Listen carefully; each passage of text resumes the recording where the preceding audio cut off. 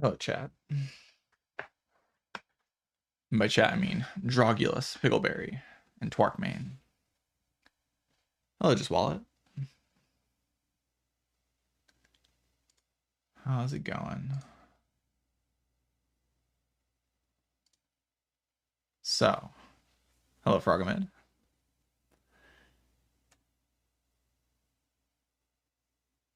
Hello, that dude. Smoke. Hello, Kinjo. Just for it all to change tomorrow. I don't think it will, is the thing. Changing Regent beyond, like, people's perception of Regent right now is that he's not strong. So they're not going to nerf Regent strong cards. And as long as Regent strong cards stay what they are, my tier list will be pretty accurate. Because this character is kind of defined by his powerful card.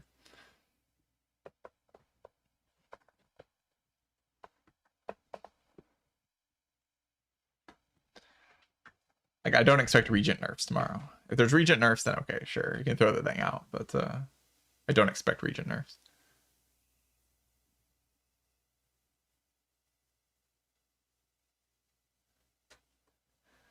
Bork reflect an S tier.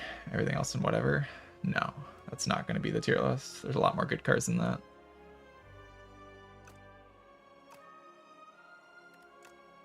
All right, so I think I want to be able to switch between like this screen so I can show the cards here to like show what they do more accurately for, you know, for your sake, chat, and also for YouTube, and also the tier list itself. So I think I'm gonna mute the game. Just mute everything.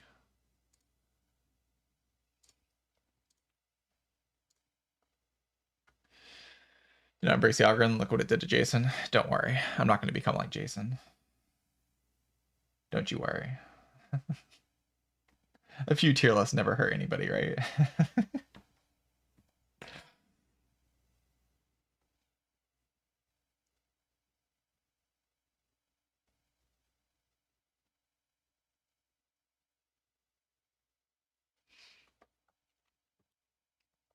You know, try to watch Jason streamed a couple times and he's just like permanently in YouTuber voice. It's like, oh god,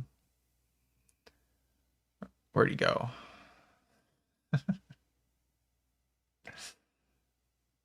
right.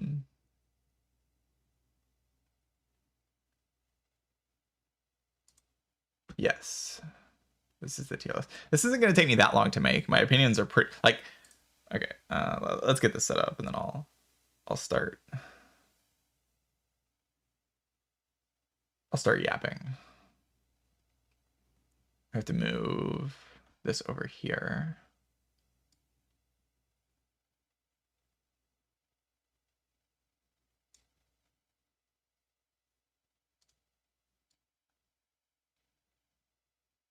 It should still look normal to you. You should see the game, yeah.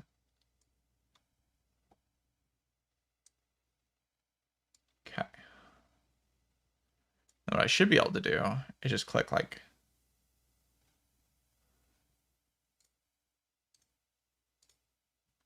just click this. Then you should see the tier list. And then I should be able to click back onto this. And you see the game. Yes, perfect. Then I should be able to click onto the game. And then I can show cards, and then I can do this. Go back to this to see the tier list. Okay, we got it all set up. Incredible.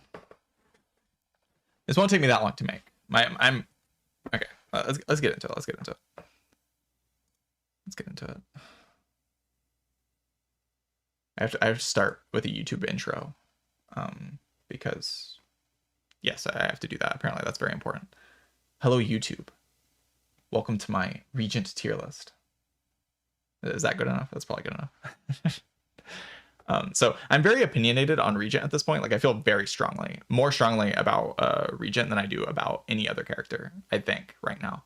Like, I feel pretty comfortable with how I stand on basically every card in the character. On the other characters, there's a lot to learn still for me. But on Regent, I feel comfortable just saying that my opinions are pretty close to correct on the character. So I, at this point, finally feel okay making a tier list. Like, I felt kind of awkward about making a Regent tier list for a while because I've looked at the card, or I've just been playing the game and just feeling like I don't know enough. But finally, for one of the characters, I do feel strong. Like, I feel like a strong enough player to say that my opinions are at least pretty close to accurate about each of the cards. Like, I'm actually putting good information out there instead of just saying nonsense. Originally, I was just going to say nonsense and post them on YouTube, but yeah, I don't know. I just didn't really want to, so here we are. Took me a while to get here, but it's finally time to make a Regent tier list. Regent right now is probably my favorite character to play. It just feels the best to play. I think Regent is the second strongest character in the game right now, but even though I do like playing weak characters, I do like struggling in runs. I still just enjoy Regent a lot. The animations are fantastic. The card art is fantastic. The way the character feels is just wonderful. I just really like the character. Just having a ton of fun playing the character. So yeah, definitely feeling pretty good about my Regent right now. But anyway, let's get started. Alignment. We'll just go in alphabetical order, which I'm pretty sure is how this is organized. Is alphabetical. So alignment is A, and we'll end with Rotten War, which is W. Alignment got giga nerfed. This card used to be one of the best cards in the character. Like, it would just make you go infinite basically every run, but they made it cost 1 extra star, so now you can't do the things you used to do with it. Also, the glow nerf had a pretty big impact on alignment's power level.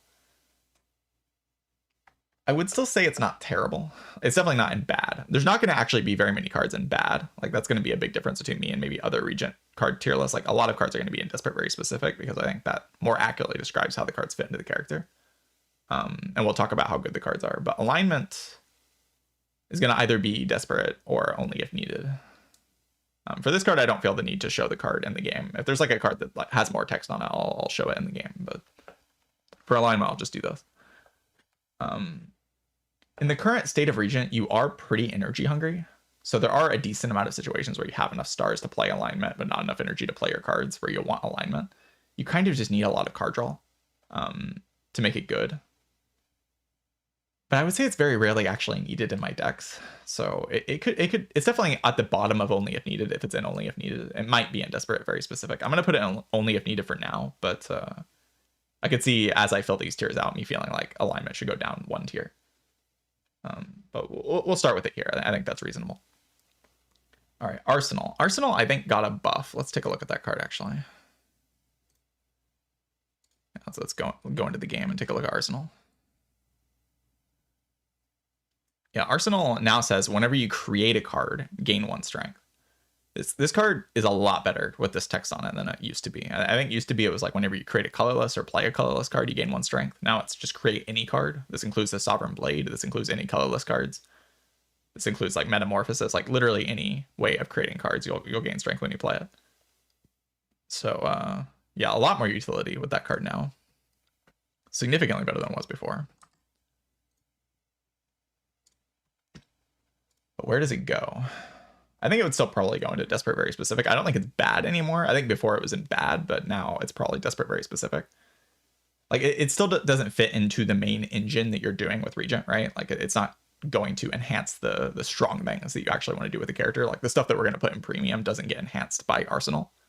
But the card definitely has its use cases, right? Like if you need a large amount of damage scaling for a boss fight, then this can provide that for you if you have like just charge in your deck. Like just with charge, you could probably make like 4 strength with this, and then maybe you're doing like some radiate thing and you just suddenly kill the enemy. So it definitely belongs in this tier. No longer bad. It's just not in the main engine stuff that Regent actually wants to be doing. All right, Astral Pulse. This card probably doesn't need an introduction, but I'll do it anyway, just for the sake of doing it. I think most people should know what this card is. But here it is, Astral Pulse. Deal 14 to all enemies for 3 stars. This card is absolutely ridiculous. Like this card is so unbelievably strong. This card, especially if your Act 1 is Overgrowth, is probably the most important card to find early game on the character. and will just end up in basically all of your decks. It helps you so much in hallway fights. It helps you so much in some of the elite fights. Just does a ridiculous amount of damage for 3 stars. And however, it is a card I don't want to add to my deck. So it's not going to go in premium. Like, if it's a card I basically always want in my deck, it'll go in premium. But for Astral Pulse, I do, if I can get away with not taking it, obviously I don't want to take a damage common. Fundamentally, the card is still a damage common. Like, it doesn't block for you. It doesn't solve your problems in the long term, like in boss fights and stuff. It just helps you in the short term so much that you'll be able to build a good deck by not adding other bad cards. If you're in Overgrowth, take this on site. Like, you actually need this card in your deck to beat Frog Parasite. Like, Frog Parasite will just kill you if you don't have this card in your deck. So just take it in Overgrowth, always. Underdogs, you can more so get away with skipping it. And definitely something to keep in mind in Underdogs. Like, if you see something else against it, like especially something in Premium, you can take it. But in Overgrowth, even things in Premium, you will take Astral Pulse over because you need this thing to kill the Frog Parasite.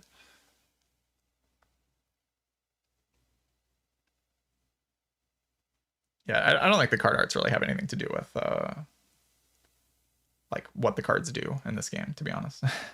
There's more so of that in Spire 1. I think this game has a little bit less of that. Like, the B-Man being in this doesn't really make any sense, but it just looks cool. But yeah, Astral Pulse definitely one in most decks. Like, most of my decks just end up with Astral Pulse in the deck. Like, this card's incredible. Very, very strong card. Beat into Shape, I think I'll put in Desperate Very Specific. A little higher than Arsenal, probably. It's not a bad card. I mean, it is a bad card. It's just a damage. Like, it just does damage and it forges. Like, it doesn't actually do anything. It's like a Rotten War plus kind of thing. If you have like a lot of multi-hits in your deck, then you can maybe make a big forge out of this. It can contribute to a forge engine that makes a big sword, which is something you do want to do on this character. Like, making a big sword is something I do basically every single Regent run. So a lot of people talk about how forge isn't good, but like, forge is good, and you do want to forge in most Regent runs. And Beat into Shape can be the way you do that. It's just not a very efficient way to do that compared to other ways you can make a big sword. Cards we'll get to later that are very strong that make big swords are just much better than this. It doesn't play into any specific engine. It just kind of fits into a deck to deal a lot of damage if you need that. This card was better when the door was more difficult to deal with, like when it would eat your cards, because this card could provide you with a damage engine that maybe would kill the door in time if the door ate some more important card. But yeah, as it is now, it's probably just a desperate card. Like, you're never just clicking this because you like want it in your deck, right? I can show it on the game as well in case people don't know what it is. Beat into Shape is just a card that says Forge 5, or deal 5 damage, Forge 5. Forges an additional 5 for every other time you've hit the enemy for this turn. So, like, if you hit him twice with other cards, then this will Forge 15, which is, like, okay. Like, it's just okay. It's only if you actually need this type of scaling, like against the Sandworm in Act 2 or something, then maybe you take this card, but typically best avoided, right? The cards in this tier are just going to be cards that are better to avoid than to take. Like, you prefer to not have this in your deck. And any card that I prefer to not have in my deck, it's not going to be anything above Desperate Very Specific, which is going to probably be most of the cards, to be honest. All right, Begone. So pre-patch Begone, I thought was one of the strongest damage commons on the character. Post-patch Begone, which I'll show here in the game real quick. Post-patch Begone, I think, is even better. Like, I think this card was already good pre-patch, and then they buffed it. For some reason. Choose a card in your hand, transform it into Minion Strike, which does 6 damage, draw a card. Some people might be playing on the not beta patch. They might not know that that's what this card does now, but that is what this card does on the beta patch. So that's how I will be rating it. Yeah, this card is incredible. This card's definitely one in most decks. There's like very rarely a situation or a deck in Act 1 or just really at any point in the run where a Begone won't just get in my deck at some point. Like, it's just going to get in my deck. The card is just good. It's basically, as it is now, this is a damage version of True Grit that has Dark Embrace. Like, it's a True Grit plus, but it does damage. But it has Dark Embrace stapled to it. Like, you get the card draw from Dark Embrace automatically. Which, if you've ever played Ironclad and you're exhausting down with True Grit plus with Dark Embrace, you know that that's kind of strong. And especially with how Regent wants to play, which is often exhausting down to a like specific set of very powerful cards and then playing those over and over again. That's like usual way to scale in late game with Regent. And Be Gone just contributes to that engine pretty substantially. So the card is just very good. Very strong card. Definitely one in most of my decks. It's not premium. It's not like the best stuff on the character, but it is good. Now, what is premium is Big Bang. This is a card I won't be showing on the thing, because I'm pretty sure everybody knows what this card does. Gain a star, gain an energy, draw 1 card, forge 5.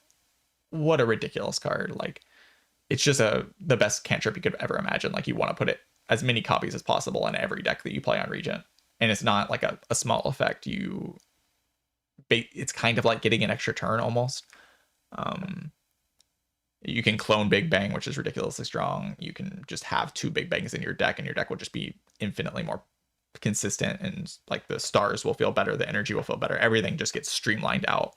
Like, Regent's cards are very strong, so Big Bang, like, smoothing out all of your problems, it's just a huge deal. Like, this card is not low impact. It might look like it's low impact because it doesn't draw more than 1 card, but it is a very high impact card. Every time it's in my deck, I just feel a huge amount of impact from this thing. Incredibly powerful. Not the best card on Regent, I don't think. I think the best card is also a rare, and I'll get to it later, or get to it pretty soon. But it is one of the best cards in the character for sure. Incredibly strong. Like, very high impact, lots of power. I mean, it's obvious. Everyone knows this card is strong. Like, there's not I doubt there's anyone who thinks this card's bad or belongs anywhere outside of premium. Absolutely insane. It's a card that's built to be insane. All right, Black Hole. I think I'll put this in only if needed. I think that's where that belongs. And we'll talk about it over here. This card says, whenever you spend or gain stars, deal 3 damage to all enemies. That is what this card says. And it's kind of just like, it's good when you have a lot of star gen and star use, but if you have that, you probably have an Astral Pulse in your deck, so you don't really need it. But if you don't have an Astral Pulse yet, or this fits in your deck better, then it can accomplish that AoE goal on a similar level to Astral Pulse sometimes. Sometimes it could just be the random damage you need. This card is specifically quite useful for solving Phantom in Act 1. Like, if you have some Phantom problem, Black Hole will just chip down the intangible stacks on Phantom. So definitely look out for this card in a Phantom Act.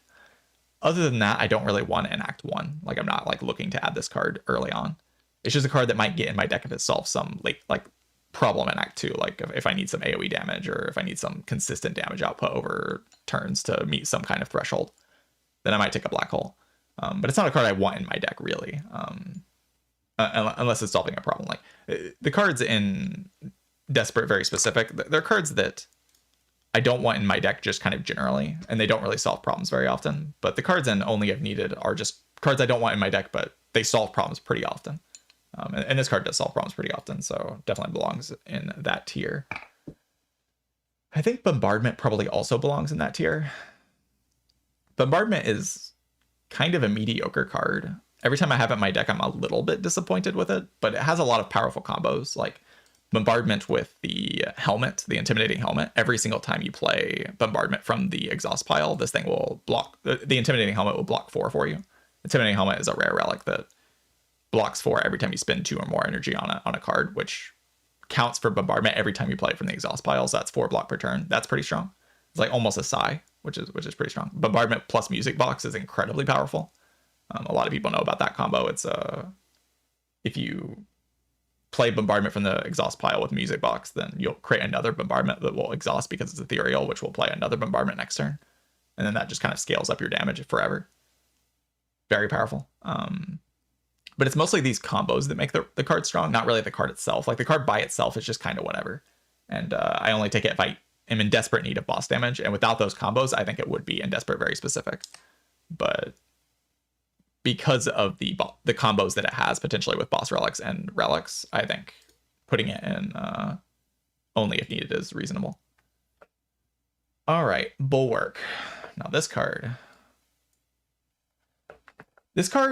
is definitely as strong as it is because of the current state of the game. Like, I'm very aware of the numbers on this card not actually being that strong.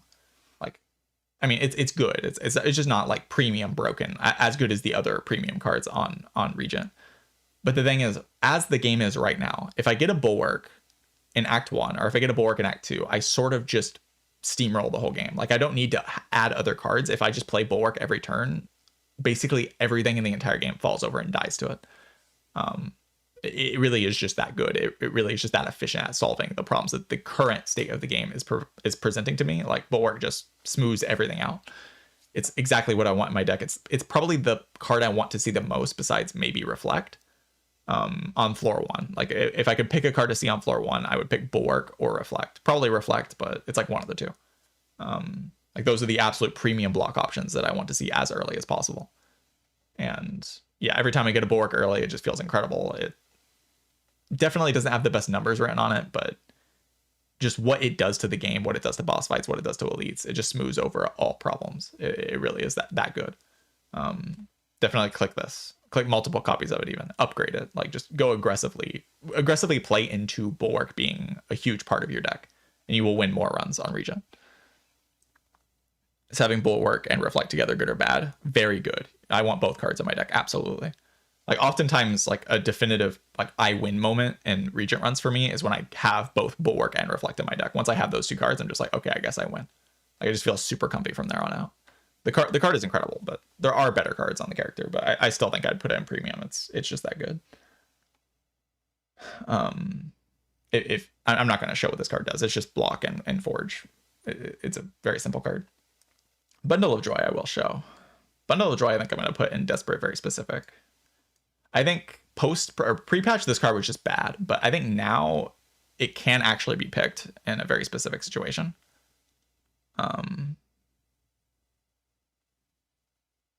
Yeah, sure. I can zoom in a little bit. Hold on. But I'm showing the cards in the game anyway, so it's not that important. Here is Bundle of Joy. So pre-patch this card was like 2 energy, and you would make 3 random colorless. They reduced the energy cost by 1. That's all they did. And now this card is like, it kind of fits into some decks. Like if you are blocking primarily with the Pillars of Creation, which is something you can do. If you have like other colorless energies like Arsenal and stuff in your deck, this card is actually kind of okay. It's not good, and like you have to be in a very specific kind of deck to want it, or like in a very desperate situation. So this card is really the definition of Desperate Very Specific. Like you have to be in a very specific kind of situation to want it. I think pre-patch you would basically never wanted this, and I would definitely put it in bad, but 1 energy is a huge buff to this card. And I think as it is now, it does get in your deck sometimes. I do not think that card is bad. Celestial Might, I think I'll put in only if needed. This card also got buffed. There's just so many cards that got buffed on this character. I think before this card was probably in Desperate Very Specific, but now I think I would put it higher. It's another kind of clean Phantom solution. It's a multi-hit, and the card also just does good damage. There's plenty of ways to gain strength on this character. There's like lots of potions that help. The card just is 3 strikes stapled together for 2 energy. Like that's what the card is. And if it lines up with your Falling Star in Act 1, it just kind of kills things. Like it's a very efficient damage card, very much worth upgrading. There's a lot of synergies with it. You can put momentum on this thing. You can put like vigor on this thing. Lots of enchantments that help it.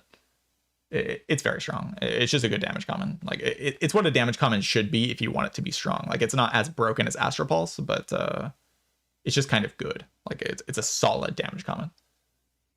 And yeah, it'll end up in my deck if I see it on like floor 1, floor 2 of the Act 1s for sure. Like if I see it in those early floors, I'll just add it to deal extra damage.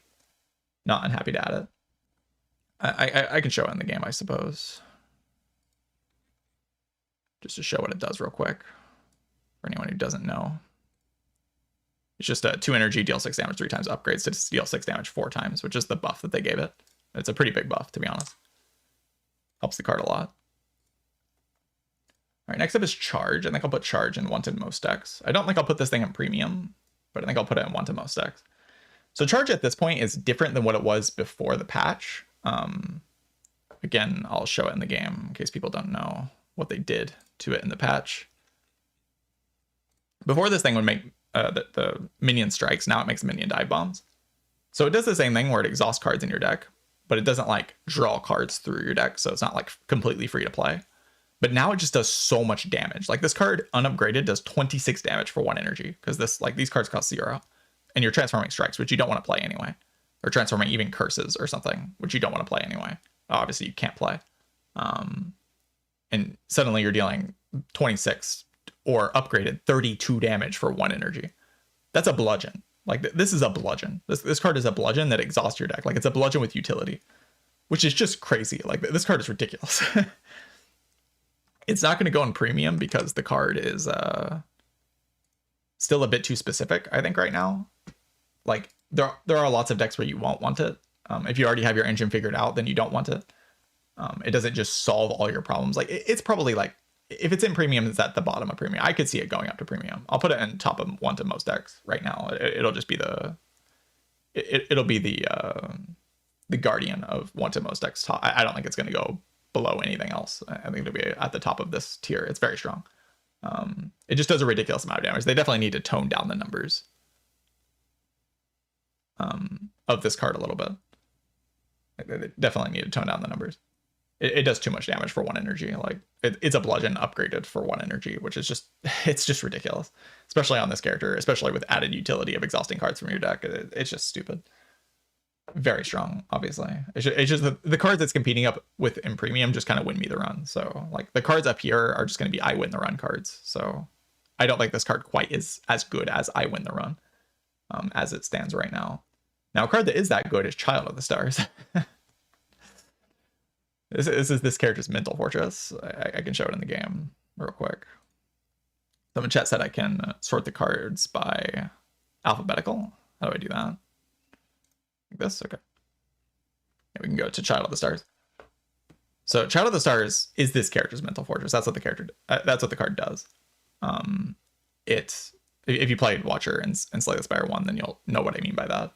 If you have it in your deck, it's so easy to solve block that it's almost comical. Like, it is so funny how easy it is to solve block once you have this card in your deck. There's so many problems that are just smoothed out as soon as you have it.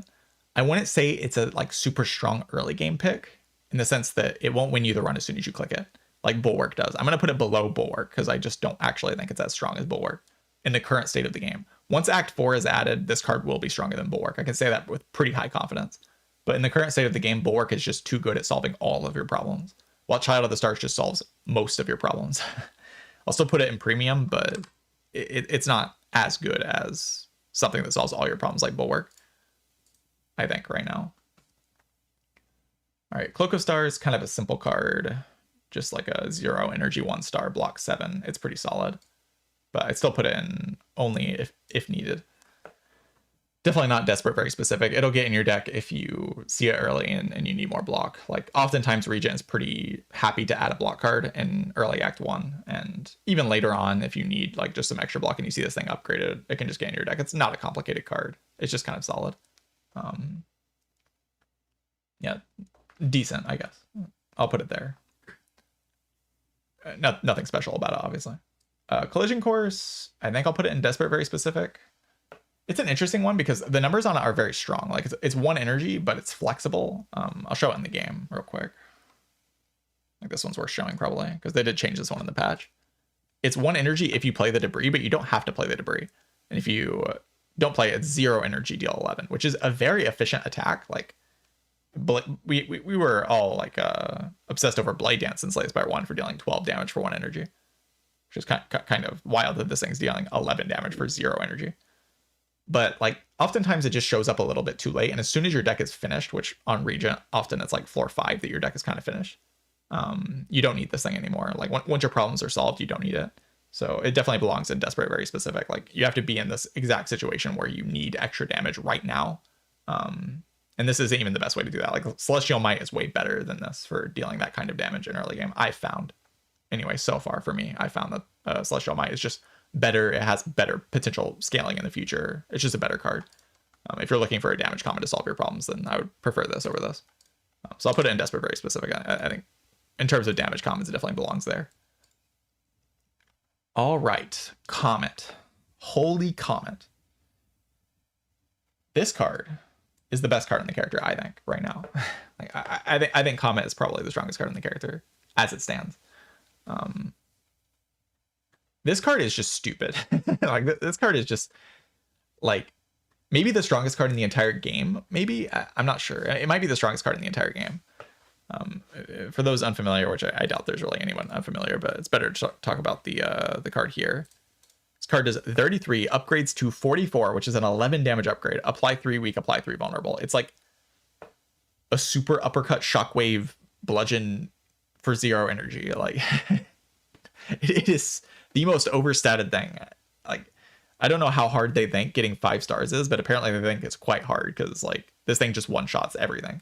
It also is incredible in boss fights. Like, this thing is incredible in hallways, incredible in elites, and incredible in boss fights. It's incredible in all aspects of the run. As soon as it's in my deck, I just win. Like, there is not a single run I've ever struggled as soon as this card has entered my deck. It is just so unbelievably broken. It might be the strongest card in the entire game. I could actually see it. Every time it's in my deck, it's just like, it blows my mind. Like, it just kills everything. Like, everything just dies and is also permanently weakened and vulnerable. Like, I don't even know what to say about it. I mean, what is there to say about it? It's just insane. Yeah, it is that good. It is that good. All right, moving on. Conquer. This thing, I think, is Forge 3. Let's go back to it. Yeah, Forge 3. Sovereign Blade deals double damage to the enemy this turn. Is this going to be the first bad card? I think this is the first bad card, right? This card's just kind of worthless. I've tried taking it a couple times, and it doesn't even do like the thing that I want it to do. Like, it's never actually, like, I take it to solve a problem, and it doesn't even solve the problem for me. I think pre-nerf door, this card could get in your deck sometimes for just like, I need to kill the door really fast, and this thing helps me do that. But yeah, post nerf door, it just like doesn't really do anything. Like, it's just not, the numbers are just small. The numbers on the cards are just like too small. Like, it doesn't do enough damage. It doesn't forge enough. I'm okay with it being this bad, but yeah, it's just a bad card. It doesn't do enough stuff. Now, a card on the opposite end of the spectrum is Convergence. I think I'll put this above Bulwark. Yeah. Convergence, I think, as it stands right now, is the strongest Star Gen card in the game.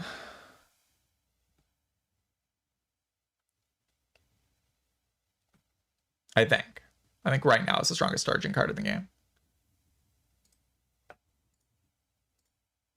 With the way Regent wants to play your fights, retaining your hand is incredibly powerful. Like, if you've ever had Equilibrium on Regent, you just know how strong that is. So the bottom text of this is incredible. The middle text of this is incredible.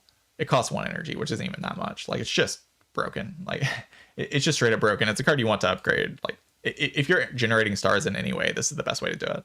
It's obviously not a lot of stars, but like, you want to play this card every single turn. If you could play this card in every single turn, you just win. Like, it is just that good.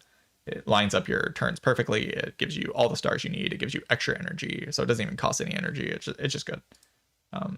Absolutely amazing card. One of the key engine cards on this character. I will take multiple copies of it. It's just that good. Incredibly powerful.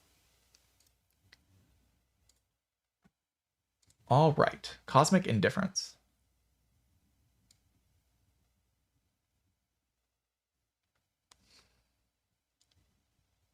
I could honestly see this card being...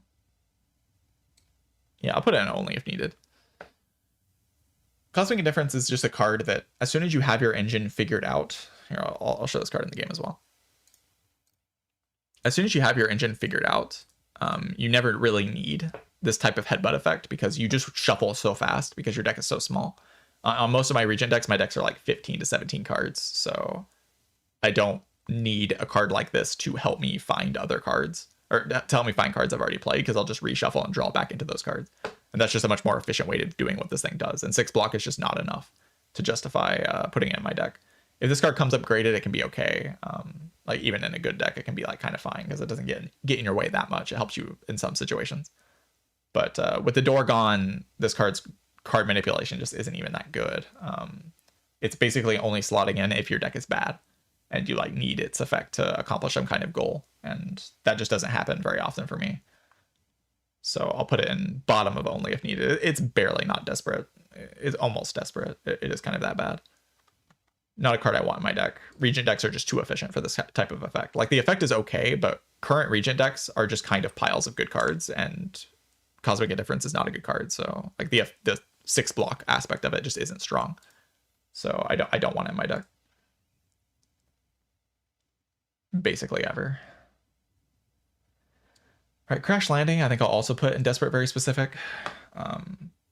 It's a card that does a lot of damage, has a lot of potential power, but you need to see it in a very specific kind of situation, basically like early Act 1, where that extra damage matters, like before your deck is basically finished, which oftentimes on Regent doesn't take very long. So yeah, it's just all right. Like I've never actually had this card in my deck. I've seen it be played with though, because that situation for me has never came up. That's how rare this is. Like you just have to see it in a very specific part of the game, so the odds that it actually ends up in your deck is just very low. That's kind of how I see it right now. This card is very strong on the Defect. If you see this card on the Defect, try it out. With Compact, that's pretty funny. Compact plus Crash Landing is one of the funny Prism combos you can get in this game. Definitely look out for that. But on the Regent, it like just has to show up in a very specific part of the run. Otherwise, it's just not going to get in your deck, right? Crescent Spear, I think, is similar. I don't think I could say this card is bad. Maybe I could say it's bad. I don't know if, since my first Regent run, I've actually added a Crescent Spear to my deck or seen any good Regent player add a Crescent Spear to their deck. Yeah, the card is just kind of bad. I can show it in the game, I guess. This is Crescent Spear. 6 damage plus 2 additional damage for All-Star. Like, this card by default is 10 damage for 1 energy, which is pretty inefficient. And also 1 star. Like the fact that you have to spend 1 star on it on top of that, it's just kind of an inefficient card. Like it'll often end up being like 18 damage for 1 energy, which is just, by the time that ends up being true, it's just not enough to actually justify putting in your deck, because your deck has star. Like if you have the ability to spend stars on stuff, usually you just win, because the cards that spend stars are just broken in this game. Like most of them are just really powerful. And yeah, Crescent Spear is just not going to slot into a deck that's already strong, right? It's going to slot into a deck that has weaknesses, and if you have star cards in your deck, you probably don't have weaknesses, so you don't really need this. Yeah, it's just a card you don't want in your deck. If you get it for free for like -1 strike from a transform, it's fine. Like it's going to perform fine, but it's just not a card you're ever going to click on, right? Like the situation just doesn't come up where you actually want to click on this card. Like these cards you just don't have a situation for, basically.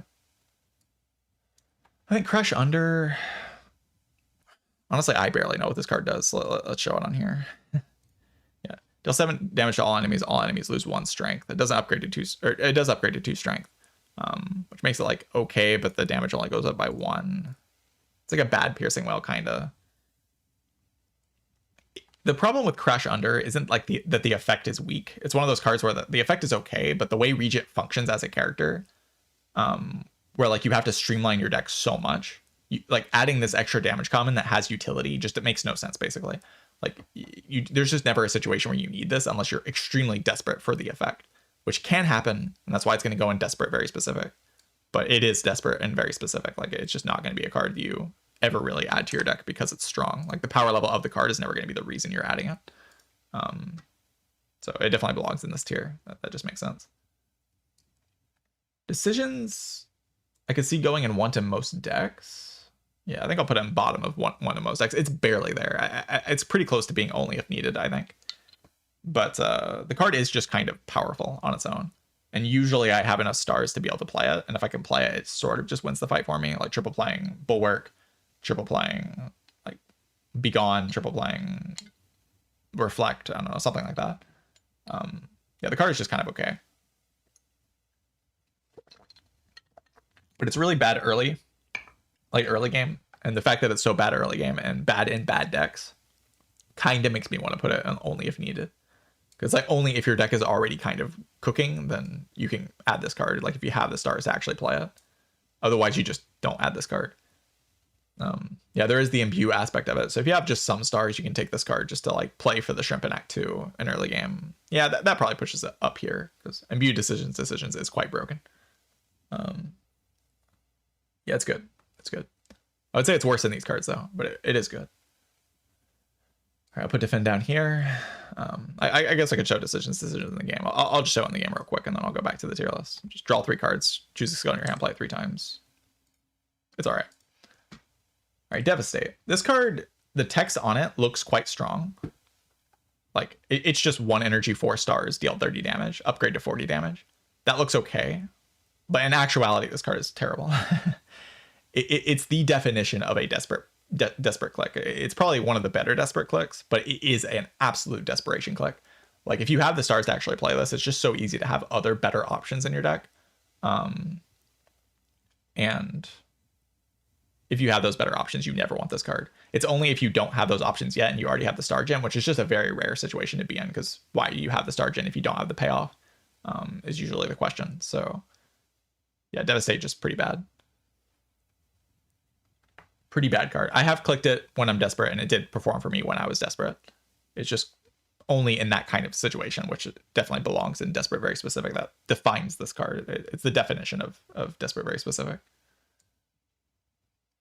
All right, Dying Star, I think I'll put above Black Hole. And maybe I'll put it if, or top of Only If Needed. Somewhere around here. Dying Star is a card that doesn't actually enhance your deck if you don't already have stars, because like you just can't play it and then it exhausts with Ethereal and you just have a curse in your deck. Like, it's a clumsy basically if you can't play it. If you can play this card consistently though, it's a pretty strong block card. Like, it'll block hallway fights for you, it'll block bosses for you. You just reshuffles into your deck. You just play it like every couple turns with the star gen. It's one of the cards that can fulfill like what Comet does, what Bulwark does, if you have the stars for it. So it is good in that kind of situation. But if you don't have that engine put together already, the card is just bad, like just kind of hard to click on. And once you have that engine put together, it's so easy to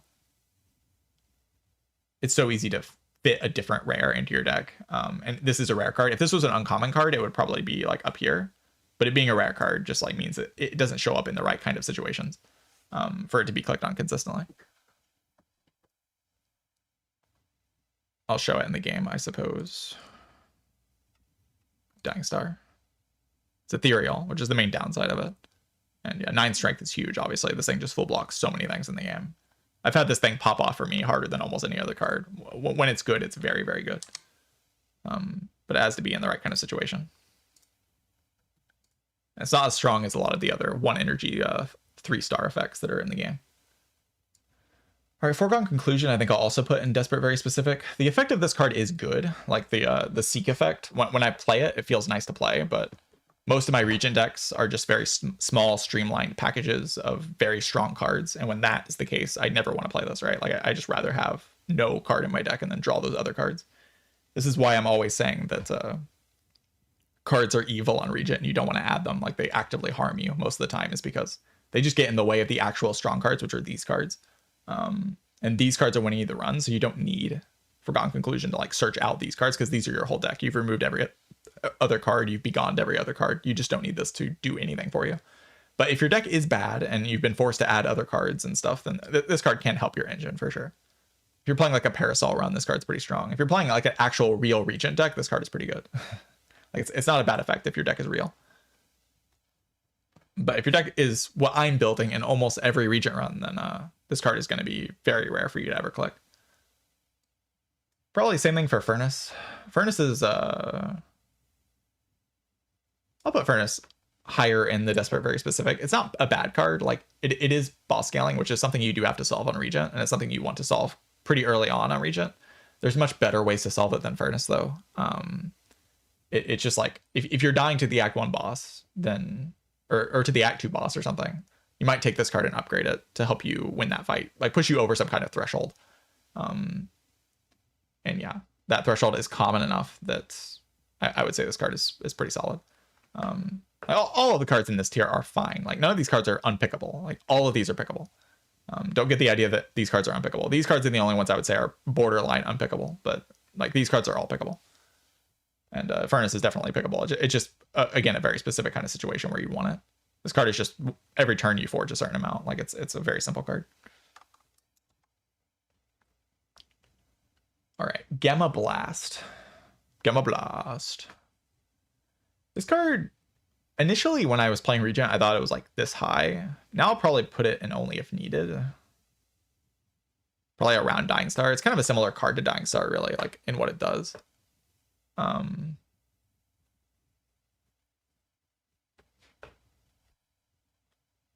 Like, I would say it's a similar card in effect. I'll show it on here. Just deal 13, apply 2 weak, apply 2 vuln. It's like a little Comet, basically, like a mini Comet. And if Comet is as good as I'm saying it is, you'd think this card would be better, but it's just, this card doesn't actually outperform your base card Falling Star as much as Gamma, or as much as Comet outperforms your base card. Like, Comet is just so much better, while Gamma Blast is like an upgrade, but it's not like such a ridiculous upgrade. Definitely a card I'm okay with adding as soon as I have stars in early game, but yeah, I would say it's better than Dying Star because it's uncommon, but like the effect isn't as strong as what Dying Star does, so I'll put it in only if needed. I think these cards up here are better. And the more I look at this, the more I think decisions should probably just go here. It's kind of in a similar vein to these cards, where like it just can only end up in your deck if you have a kind of somewhat specific circumstance, while these cards are way more generic.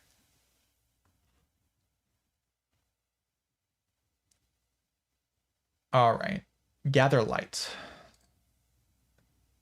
Definitely only if needed, right?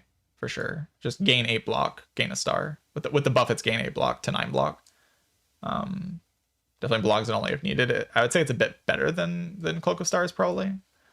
It's just a solid block common, and block commons are pretty good to click early. If you see this thing on floor 1 over skip, obviously you just take it. It just makes your deck better. It makes the stars better. It smooths out your run. It's just a card you should take. Very valuable to fit into an engine, and that means it's good. It's just a good card. It's nothing special, but it's good. Genesis. I find myself clicking Genesis a lot of the time that I see it. I think I'll put it above Bombardment, maybe like around Black Hole.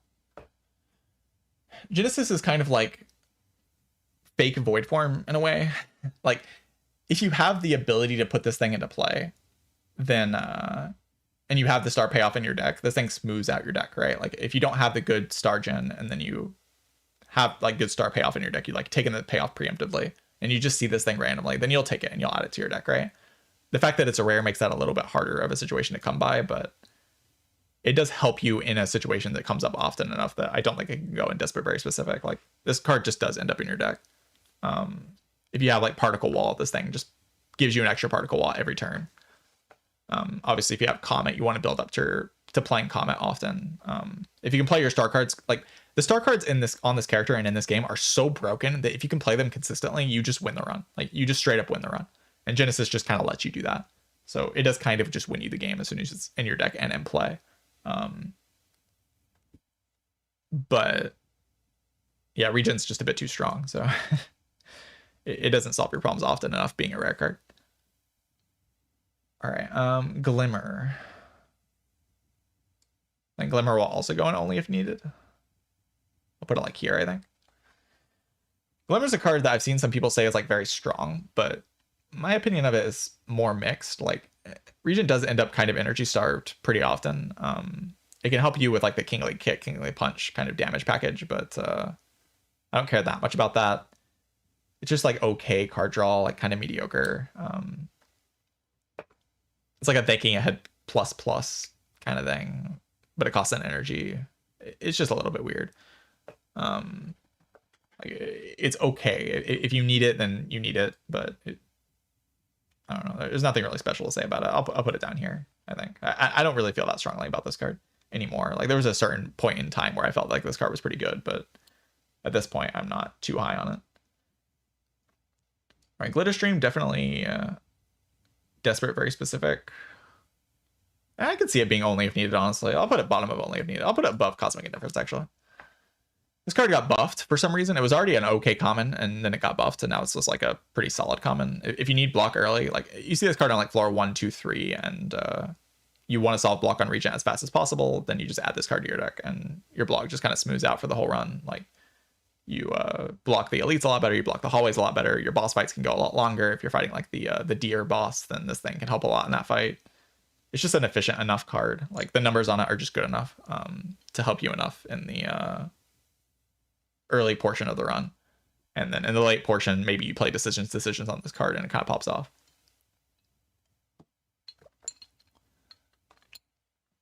Definitely a card I'm pretty happy to add to my deck. All right, Glow, the nerfed Glow. So if anybody doesn't know the nerfed Glow, I guess I haven't been showing cards often enough, but I feel like most people know what like these cards do. I've been describing what they do. Like Glitter Stream is gain 11 block next turn, gain 5 block. It buffs to gain 7 block and 13 block. Just solid. But yeah, this is nerfed Glow, which is draw 1 card next turn, draw 1 card, gain 1 to 2 stars upgraded. I still personally think this is one of the strongest Star Engine cards in the game. I'm like mostly just happy with it being in my deck, so I'm definitely still going to put it up here. Next to Astral Pulse. Was it really nerfed? Yes, it was. It was absolutely nerfed. Like before, this card was just going infinite every round. But now it's just like a card I take an upgrade and I'm just happy to have it in my deck as a 1 of. Sometimes as a 2 of, but usually it's just like a 1 of upgraded Glow is in my every single Regent deck I make. And if that's the case, then it definitely goes in 1 in most decks, because almost every Regent deck I play, I just have an upgraded Glow in my deck. And it performs pretty well. Pre-patch, I would say Astral Pulse and Glow are both premium cards. I think post-patch, they're 1 in most decks. Like they're not as insane as these cards anymore. Like Astral Pulse didn't actually get nerfed, but it got nerfed a bit by how Glow was changed. Because Glow Astral Pulse doesn't just like kill the whole game anymore. It's still strong, but it doesn't just kill the whole game anymore. Guards. I think I'll put Guards in 1 to most decks. Guards is a card I wish was balanced. Like this card would be kind of cool if it was balanced, but it's just not balanced. Like it exhausts way too many cards, and it immediately brings you to the state of being that you want to be in on the Regent, where like your deck is in a very efficient set of very strong cards. Like you can just exhaust down to Bulwark Reflect as soon as you play this thing, or some like kind of efficient Star Engine type of situation can just be created as soon as you play this thing. And yeah, that's kind of good. That's kind of good. If you just get that out of this 1 card while also full blocking on the turn. It's just block Fiend Fire. Like that's what it is. It's block Fiend Fire, and block Fiend Fire is just broken. The card is broken. I wouldn't say it's one of the premium cards. It doesn't create the engine that wins you the run by itself. Like it has to be combined with the engine cards to be really strong. But if you have the engine cards, this card is insane. If you have any amount of card draw, this card is insane. Like it's just broken. Pretty uncomplicatedly broken. All right, changed Guiding Star. I think it probably goes in 1 to most decks. Probably above Be Gone. Can show the changed Guiding Star. Honestly, I was feeling pretty good about Guiding Star before the buff. And it's arguable if this is even a buff, but it's felt like a buff to me. Like I was wondering if it was a true buff, but it definitely is a true buff. This card just draws cards on the turn you play it now, instead of you having to wait till the next turn to get the draw. And yeah, that's crazy. Like that's a ridiculous buff. Completely unnecessary. It makes the character less interesting because now card draw is just less of a problem. I found this thing to be really efficient as soon as you have any energy in your deck, basically. It's just a very efficient, good card as soon as you have any energy in your deck. It enhances your engine by a decent amount. It's just strong. Card draw is strong. Guiding Star is strong. Yeah, nothing to really say about that. There's more to say about the previous Guiding Star. It was a more interesting card before. Now it's like less interesting. I think I'm going to move Genesis up a little bit for no reason. All right, Hammer Time is the multiplayer card, so I'm going to put it down here. Heavenly Drill, I'm going to put in Desperate, I think. I'll put it like next to Bundle of Joy. I have never had success with Heavenly Drill. I hear some good things about it from some people, but I've just never looked at it and been like, yeah, that's a card I want in my Regent deck. Like, it's just not a card I want in my Regent deck. I want my Regent decks to be efficient, like Star, Jin to Star Payoff, with like the Broken Star Payoff cards that we're going to get to at some point. And yeah, Heavenly Drill just never really provides that. It just doesn't fit into any type of damage engine I actually want to be doing. So it's only going to get in if I absolutely need this card in my deck right now. Like I just need to be able to do this effect, which is going to be rare for a rare card. Like a rare card just isn't going to create that situation for you as often as you might think it would. Especially since I'm not really clicking rare card from Whale on Regent. All right, Hegemony. I could show what the card does, I suppose. Just out of practice. Heavenly Drill. 8 damage X times, double X of its form. This card can do a bajillion damage, but that's just not what Regent cares about. Like, it's a powerful card, but Regent just doesn't care. All right, Hegemony. Hegemony is a card that also has never gotten in my deck, I don't think. I've never been in a situation where I need this. I do think the situation can come up, though, so I don't think it's bad. Yeah, I wouldn't quite say it's bad. It's hard for me to rank these cards. They're all kind of similar to me. But I don't think it's ever gotten in my deck. I've seen it quite a few times, but there's just never been a situation where I'm like, yes, I need this card. It's just one of those cards that is evil and you don't want to add it to your deck because it gets in the way of the actual strong cards you want to be playing every turn. I want to play these cards. I do not want to play mediocre things like this. But it could get in. It's like the numbers on it aren't so totally terrible, right? Like they're okay. So it could get in at some point, maybe. Heirloom Hammer is... I'm going to put it at bottom of Desperate, very specific. I could see it being bad, but I'll just put it at the bottom of this. It's a fun card. Like it's a cute card. I like the text on it. It's fun to read. Like every time I get offered it, I'm like, oh, that's cool. You know, deal 20 damage, choose a colorless card in your hand, add a copy of that card. That's pretty fun. But I've never been in a situation where I feel like I need this ever in my life. So maybe that'll happen at some point and my opinion will change. But as it currently stands, it just feels like a card that never has a place. And if that's the case, it probably is just bad. Probably is just bad. I've just never been in a situation where it does anything. Good with Luminous, the boss relic. Okay, sure, I'll put it here. I'll put it there. Sure, why not? All right, Hidden Cache. I think this card goes in only if needed. I think I'm going to put it above Gather Light. It's not like the best Stargen on the character. It's good Stargen though, and if I need Stargen, this card can smooth out my entire deck. Like if I have Gamma Blast in my deck, if I have like the Decisions, or the Dying Star, or like any of these like payoff cards here, if I have like some Guiding Star in my deck, or I need to play a Comet, then this card just gets in. Like it just gets in my deck. Like but it is only if I need it, so it definitely belongs in this tier. But it is good enough Stargen. Like it will smooth out a deck that just needs that extra Stargen. Because Stargen is very important because the star cards are broken. So yeah, very good. I Am Invincible is a card I've never had in my deck. I do think it's okay though. I don't think I can put it below this. I'll show it in the game. It says gain 10 block at the end of your turn if this card is on top of your draw pile, play it. Like you have to see this card early.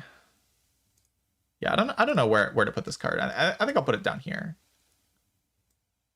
Like it does feel kind of specific, like as be a very specific kind of situation where you would add this. Just because it's a rare card. If it wasn't a rare card, I think it would be higher just because it is 10 block for 1 energy, which is pretty efficient. Like that's a leap plus, like as an extra block on it compared to leap. And then it has the extra utility of like, if you have Cosmic Indifference, if you have Glimmer, you can put this card on top and play it for free, which is pretty solid. But again, it's just not a card that fits into the engine that's winning me the game on every Regent run that I play, which is these cards. And if it doesn't fit in with these cards, then I don't need it. It's almost this tier though, I think. I could see it going up for sure. It's a card I haven't played with enough. All right, Kingly Kick. I think Kingly Kick and Kingly Punch I'm gonna put in only if needed. I don't think either card is... I think Kingly Punch is a bit better than Kingly Kick at this point. I'm gonna put it here. And Kingly Kick's like... maybe here. I think in the original version of Slay the Spire 2, Kingly Kick was better than Kingly Punch, but they buffed the numbers on Kingly Punch so much that I think at this point with where we're at, Kingly Punch is better. Like Kingly Punch just more efficiently solves boss scaling than Kingly Kick does at this point. Neither card is particularly good in most decks, so it definitely fits in that only if needed. But if I see like a Kingly Punch on floor 1, I just click the card and it does smooth out my Act 1 by a lot. This card does so much damage. Like upgraded, it does 16 damage the first time you draw it for 1 energy, which is very efficient. Like that's a Blade Dance plus. And then it has the added utility of if I can redraw this card over and over again, then it can just solve boss scaling for me. Like it just kills the Act 1 boss, it kills the Act 2 boss. Like it's a very smooth card. Definitely a decent amount better than Kingly Kick at this point, I think. Well, they both do kind of accomplish the same kind of boss scaling, long fight scaling damage card. I'll put Kingly Kick down here. All right, Knockout Blow. This is going to be our next bad card. I do not think there's ever a situation where you want this. This card is only good if you can put Slither on it, because 3 energy for this effect is just like, on Regent, it's just never worth it. Like it's trying its best to pretend to be Sunder, but it is not Sunder. You play this card and your turn ends, and that's bad. Like there's just never a situation where you want to like play this card and then continue. Like, what are you continuing with? I guess Particle Wall, right? Like that's it. It's just Particle Wall. Otherwise your turn is just over after dealing 30 damage, which is just not a good Regent turn. Like this effect for an entire Regent turn is just not good enough. Yeah, I would say it's just outright bad. Yeah, alignment. If the card combos with the card that's in only if needed tier, the card is bad. Like that is just how it is. Regent does not build decks like the way that this card would ever be strong. Just does not happen on this character. I've never seen it be good, ever. Maybe one day I'll see it be good, and then I'll change my mind. But as it stands now, I've never seen this card be good. All right, know that place. Is this card in want in most decks, or is it like top of only if needed? I think I'll put it top of only if needed. If I have a comment, I don't need this card, right? So it's like, if my deck has the need for it, which is pretty often, that's why it's going to go high, then it'll end up in my deck. If you don't know what this card does, I mean, probably most people know what it does. It's not a hard card to memorize, but it's just apply 1 weak, 1 vol, and exhaust. If you upgrade it, it doesn't exhaust anymore. Oftentimes I will actually upgrade this card and then just like kind of cycle it around to have permanent weakness and permanent vulnerable, which is pretty strong. I've been somewhat impressed with it as I played more Regent. It's not a bad card. But definitely not as good as want in most decks, right? Like these cards are crazy. This is another multiplayer card, I believe. Lunar Blast is more damage. It does more damage, or hits more times the more skills you play during your turn, which is like a deal 4 damage for each skill you've already played this turn. This is fine. I don't know where to put it though. I think I'm going to put it in Desperate Very Specific. But I could be convinced otherwise.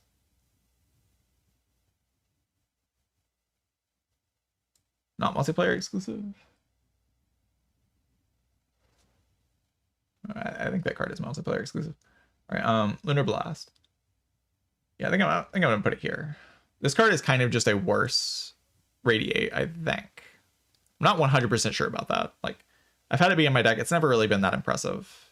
I'm just gonna put it here. Like, it's a card I don't really understand that well at this point.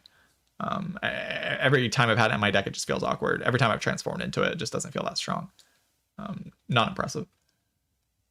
Now, if you want a card that is impressive, make it so.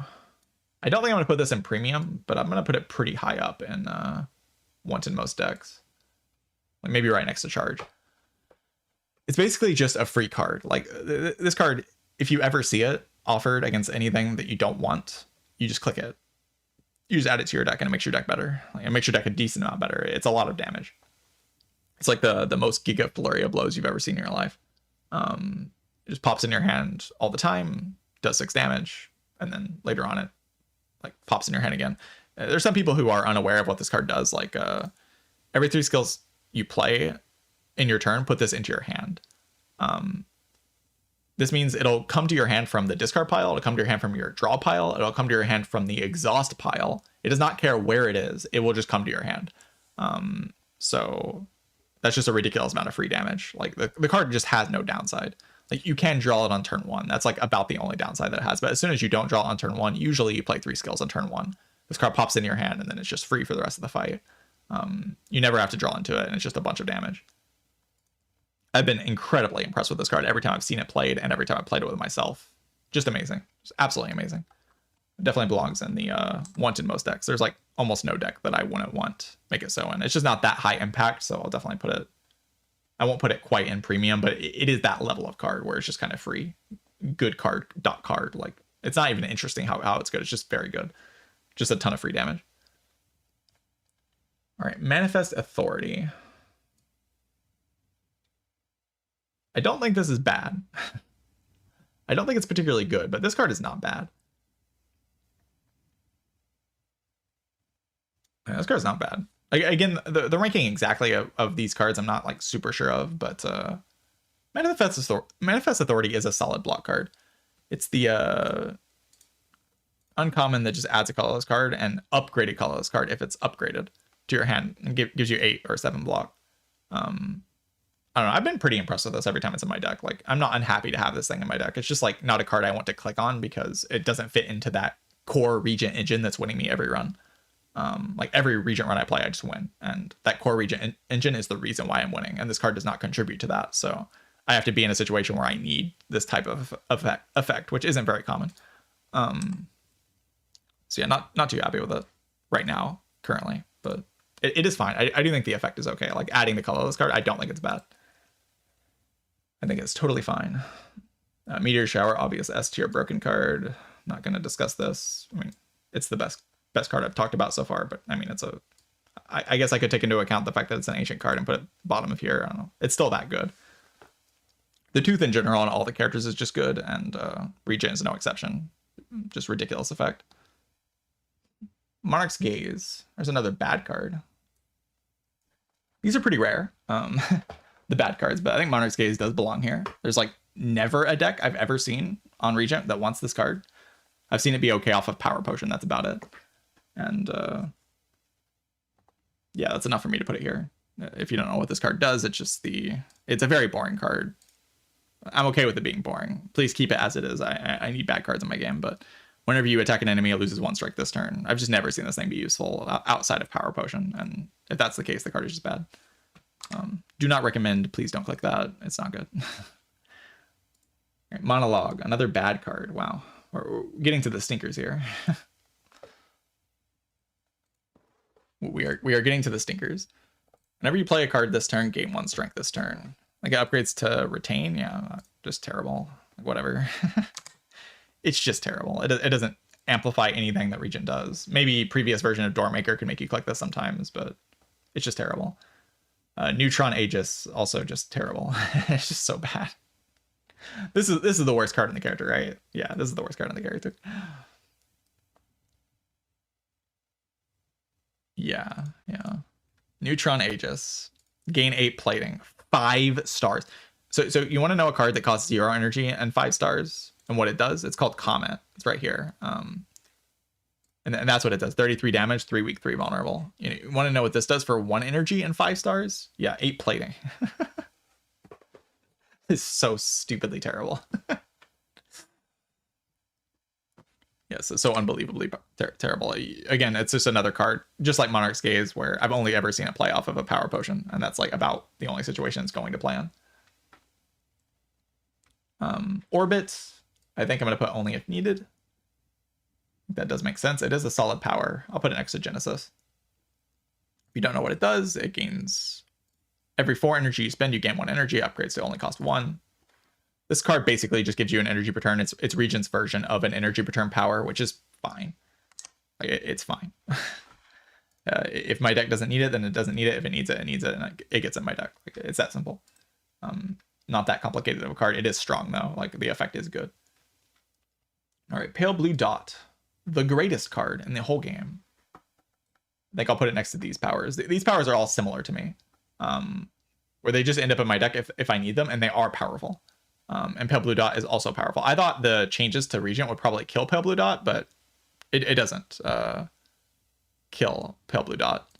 The card is just good. This card, basically what it does in Regent decks is it just kind of gives you a +2 card effect every turn for free. Like you just play this card, and every turn from there on to the end of the fight, you draw 2 extra cards. This is most of the time what happens with Pale Blue Dot. And that's obviously incredible. Like that is so much card draw. It's better than all the other like card draw powers that exist in the game for sure. Besides Domain. Domain is a monster of a card, but that's not just card draw. It's a card I want in most of my Regent decks, but not all of them, and it will only end up in my deck if I actually need it. If I don't need it, it doesn't just end up in my deck randomly. It is good though. It is very good. All right, Parry. I'm not going to put in bad. I'm not going to put Parry in bad. People hate on this card. It's fine. It's been buffed twice now. And I think after it's been buffed twice... Oh, whoops. Yeah, I think after it's been buffed twice, the card is just kind of okay. Like 10 block upgrades to, I think, 14. Yeah, 14 block. That's so much block. You put 2 of these in play. Every time you play Sovereign Blade, you just full block. Like, I don't know. It's not that bad. It's not great, obviously. It's in Desperate Very Specific for a reason, but some people act like this card should be like solving all of your problems. Like it should be making it to where you can just forge cards and then win the run instantly. Like, I don't know. The card is good. Like once you have it in play, it's just like you have to add it to your deck and put it in play and then have the blade and play the blade, and then you get 10 block. 10 block is a lot, but that's a lot to have to do on a character that doesn't want to do that much. Definitely better than these cards, though. I don't see how this card is ever not better than these cards. These cards are just terrible. Particle Wall is a card I'll put in want in most decks, I think. It's like the tier below the other like Giga Block cards, like the Bulwark and the Reflect, which is going to go up at the premium tier. Spoilers. Particle Wall is like another card in that kind of zone, but it's not as good as those cards. It requires more stars to do just as much. Particle Wall does have some of the biggest crazy combos in the game. Like if you find a Sealed Throne and you duplicate the Sealed Throne, Particle Wall just goes infinite by itself. The Particle Wall is very strong with Make It So, very strong with Child of the Stars. It fits into the good engine that I'm building every run, so it definitely belongs in one to most decks. Like most decks have the engine that supports this card, so therefore this card is good.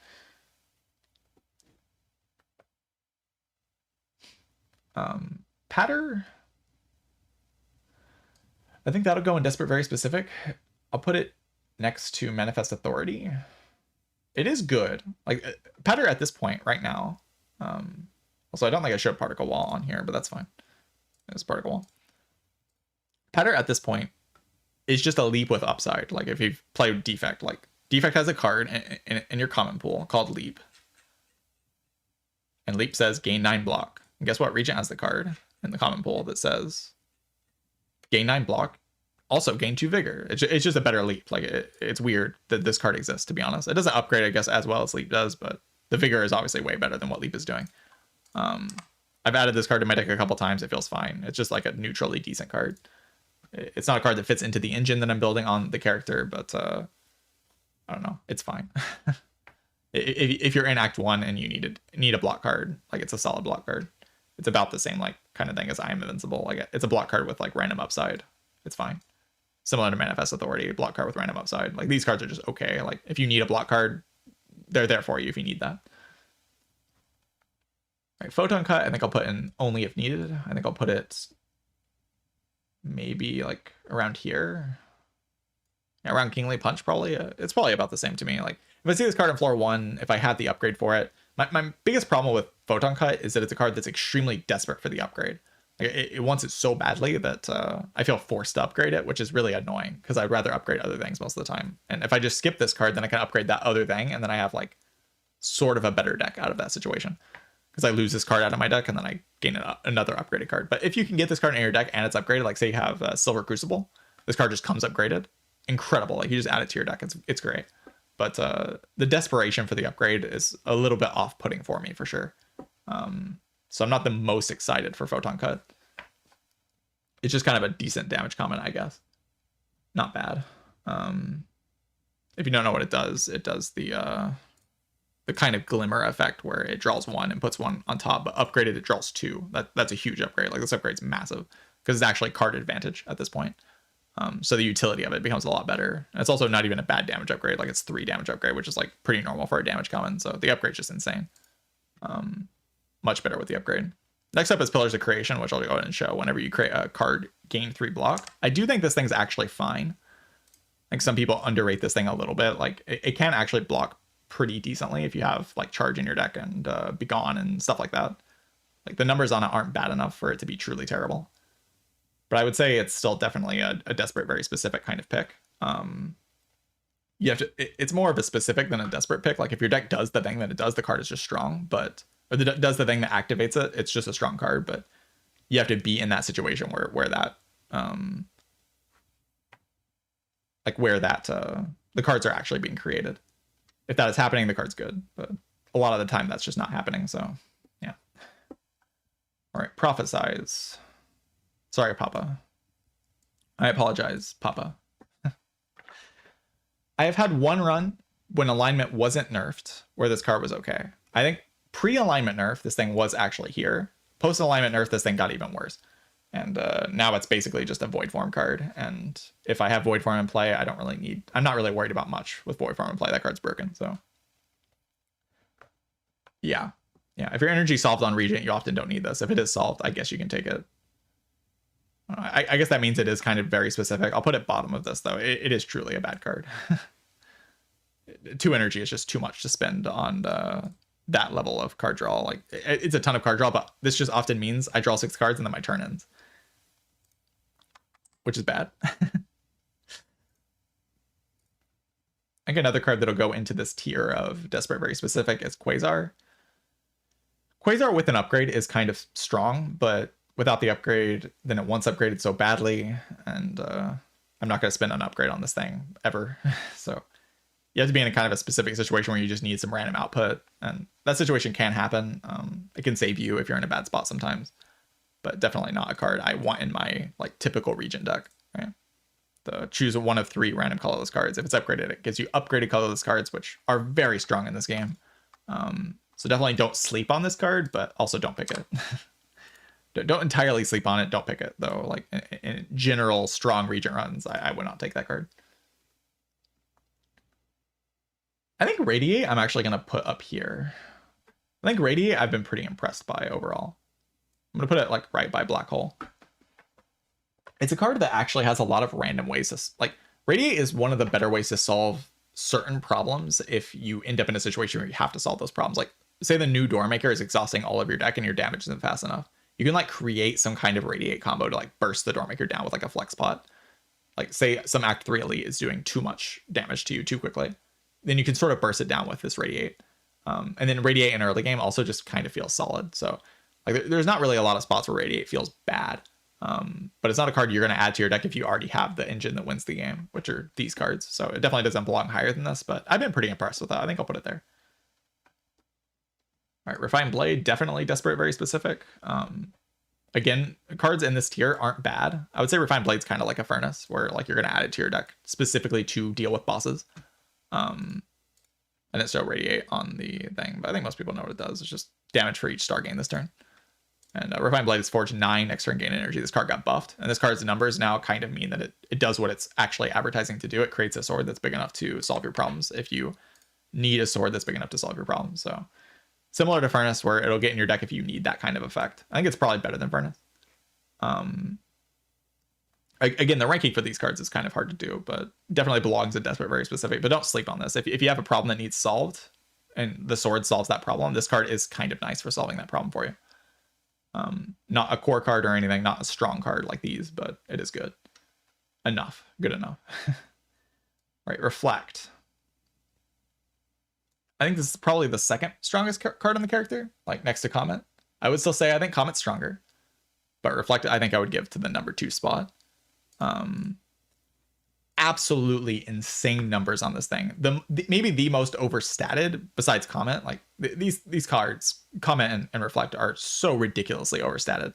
Like 17 block and all, like oftentimes, very oftentimes, this is the best damage and the best block card in my deck. It's both at the same time, which is just insane.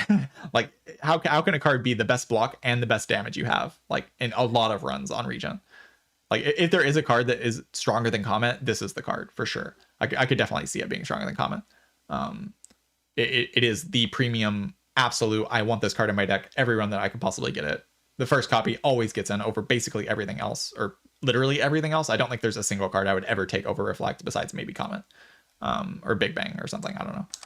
It's absolutely ridiculous, stupidly broken, insane. Just please click this card. It will win you the run. Like this card wins you the run. It just wins runs, like by itself. It just does that.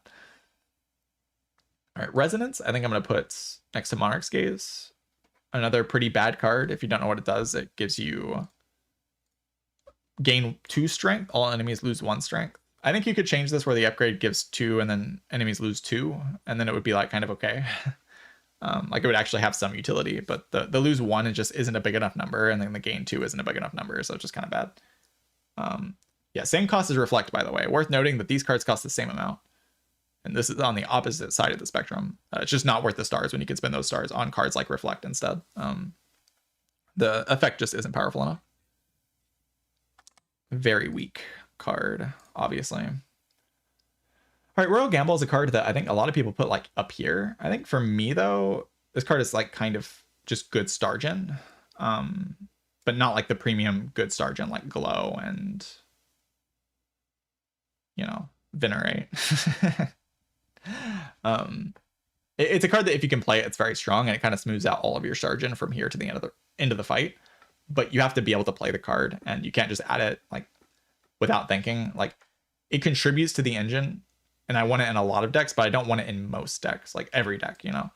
Like it's a card that will get in my deck if I need that for Stargen. But if I already have my Stargen solved with like Glow or with like Venerate or hitting Cash is already in my deck or something, like I kind of only want one of these, or I want like Genesis, something like that. Like these cards are all kind of lumped together for me, like the Royal Gamble, the hitting Cash, the Genesis. They're good because star cards are broken, but like I don't want these types of like empty effects in my deck really that often. They are good though. They are good cards. Like all the cards in this tier are good. Honestly, King Lake Cake does not belong here. Let's put King Lake Cake here. King Lake Cake kind of sucks. The more I look at this. Yeah, let's put this here too. Yeah, it feels better. All right, royalties. Did I, by the way, what was the last card I did? I did Royal Gamble. Yeah, I think most people know what this card does. Royalties, I think, goes like lumps in with like these strong powers. It's a hard card to rate, royalties. I felt like it's strong every time I've had it in my deck though. Like it has felt very, very powerful every time I've had it in my deck. So I'm gonna rate it pretty high. It's a pretty oddball card at the end of combat game, 30 to 35 gold if it's upgraded. Like it's kind of weird, but it's cool. It's strong. I don't know. It's a lot of gold. Like 30 is a ton. Every fight 30 is just like way more than you might think it is. That is like quadrupling the amount of gold you get from a fight or something like that. It's crazy. You get a lot more gold as soon as you have the royalties in your deck. All right, Seeking Edge. I don't think this card is bad, but it's definitely desperate, very specific. I'll put it next to like, I'll just put it here. Why not? It forges on top of giving you the AoE effect, because what this card does is Forge 7, Sovereign Blade now deals damage to all enemies, which is fine. It's stronger in theory than it actually is in practice, though. Like when you actually play with the card, you'll realize like Regent doesn't really need this effect to solve the fights that this thing is trying to solve. The numbers just aren't big enough. Like if it forged like 10 or 15, then the card would be pretty strong. But like the mediocre forge on top of like an effect that you don't actually really need, just makes this card kind of unpickable most of the time. You'll only pick it if you actually really need that effect, which is pretty uncommon. Similar thing for 7 stars. Like this type of AoE effect just isn't something Regent's actually looking for most of the time. 7 stars is mostly a card that's very strong off of like a Tat Potion or Discovery or something, because then you play it for free and it costs 7 stars and an energy to play, which is just... And 2 energy to play? Like, geez.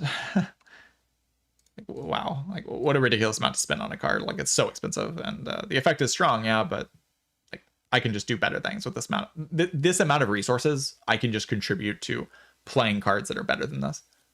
I can get way more out of my stars than playing 7 stars. Like I can just play an Astral Pulse. Astral Pulse just makes this so irrelevant. Like look at Astral Pulse and compare it to this. It's just a joke. It's just sad, really. It's just sad. All right, Shining Strike. I think these are the desperate, like these two, Shining Strike and Solar Strike, like the 2 strike cards that give you stars. I think both of these I would lump in as the desperate star generation. Like if you absolutely need star gen and you're being offered these things, you take them. But most of the time you want to solve your star gen with the other star gen cards rather than these cards. So I definitely avoid picking these if you like don't need them yet. But if you have like huge star payoff like Reflect and stuff in your deck and you need the star gen, then these cards can't get involved. This card, if it comes upgraded and you have it on the like say you have the Silver Crucible and you see this card upgraded, you can just kind of click it. But it's a card that really wants the upgrade to actually be efficient star generation, so be careful about clicking it for sure. Spectrum Shift, I think I'm also going to put in Desperate Very Specific. It's not a weak power, like it is strong, but I haven't really played with this card enough, really, but it doesn't fit into the strong like Regent engine that actually wins you the run. it just kind of does a strong thing. And if that's something you need for like bosses or whatever, then I guess it can get in your deck. Yeah, I can zoom in, but the cards aren't like super high quality on here, so you're not going to make them look better. I'm showing them in the game so that you can see what the cards I'm showing are. Like the quality of the card art on here just doesn't look great. Yeah, definitely best avoided if your deck is already good. If you need it, then I guess you can take it. I'll put it like next to Bundle of Joy. I don't know. All these cards are just whatever. Again, the ranking of this isn't like super specific. The ranking of these cards up here is definitely more specific than these cards here. Spoils of Battle. Honestly, I think as it stands, this card is just kind of overrated. Like, post-buff, I think this card is kind of overrated. I'm not actually a huge fan of it.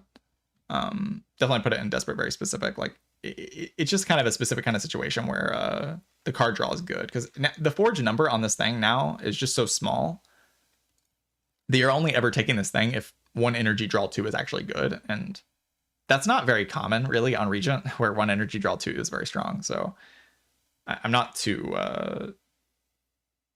into it. I don't like how the card is designed. I don't like how they just made the forge number small and then slapped draw 2 on it and said, oh, that'll fix the card. Like, I think that's really boring. I think they could do a better job of fixing the problem, quote unquote, that this card had.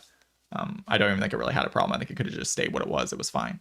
Like, the number used to be big, and that was kind of cool. Now it's just like a boring draw card that you barely ever want because you don't actually have the energy to use this draw because the forge doesn't do anything. I'm not too happy with the design choice that they made with this thing.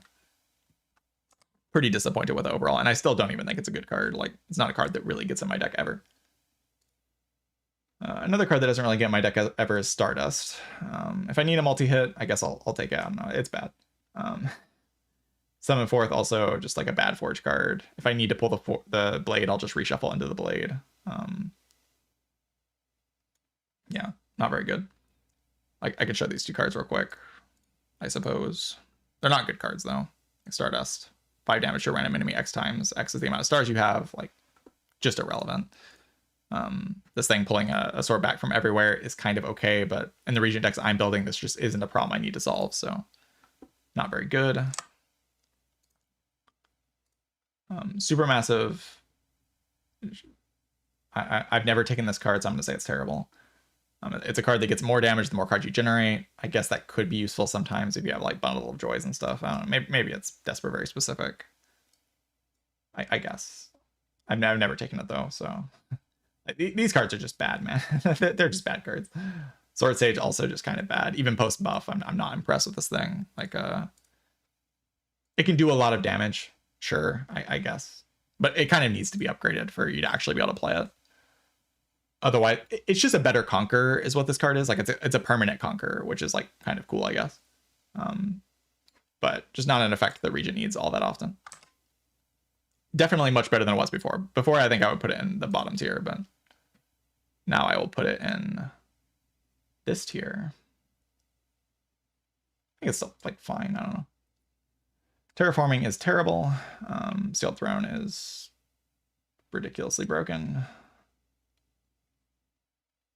Let's just get the cards on here. Tyranny is good. We'll discuss them in more detail. But when I get to the end of the list, often I just like to throw all the rest of the cards on there. The Smith is crazy. Void Form is broken. Rotten War is like kind of a desperate card. Yeah, that's all of it. Okay.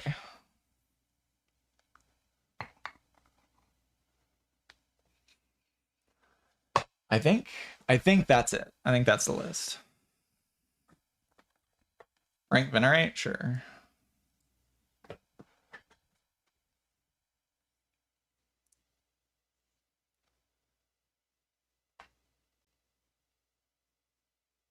You basically agree with this, Marl? I mean, I figured you would. I think we think pretty similarly about the character at this point. I'll take Veneray off the tier list. The Smith, let's like rank them a bit more accurately. I think the Smith I'll put here. The Smith is incredibly strong. Like this card just forges 30. Like it's so much damage. It is one of the most premium damage cards on the character. I genuinely mean this. I'm not exaggerating at all. Like this card is mind blowing. Like every time I have it, I'm just super impressed. You have to have the star economy to actually play it, but I'm always fixing my star economy with like some of these cards or whatever. Only big standout for you is Royal Gamble. Yeah, Royal Gamble is good. It's just you have to be able to actually play the card, and oftentimes I feel like I can smooth out my stars without it. Like I can just smooth out what my stars do without having the card in my deck. And it kind of wants the upgrade if my deck's a little inconsistent, which is like a little weird, but the card is good. It's high up in the tier list. Like any card in this part of the tier list is good. Like it's not a bad card. Terraforming, I'm not even going to talk about. That card's not worth talking about. That card is just terrible. But yeah, reiterating that the cards in Desperate very specific. Like none of these cards, I don't think any of these cards are actually bad. I just think they're kind of whatever. And they require a very specific kind of situation to be good. That's like the point of the tier name. Like even Bundle of Joy, I don't think is like actually terrible.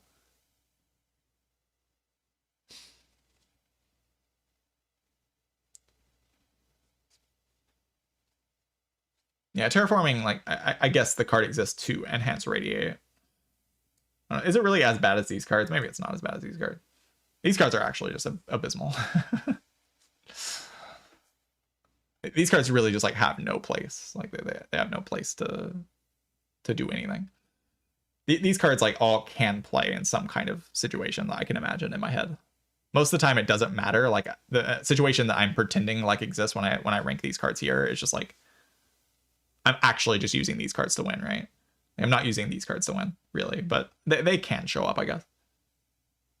These cards I just never use to win. Like these cards are irrelevant. Like these cards are actually just terrible. Well, these cards can actually play towards a win condition sometime. Like I wouldn't say any card in this tier is bad. Genuinely, I think these are all fine. These cards are just kind of more useful than these. Like they're not great, but they're more useful than these. Maybe Bombardment's like here. I don't know. And these cards are like useful on every run, and these cards are the cards that are breaking the character.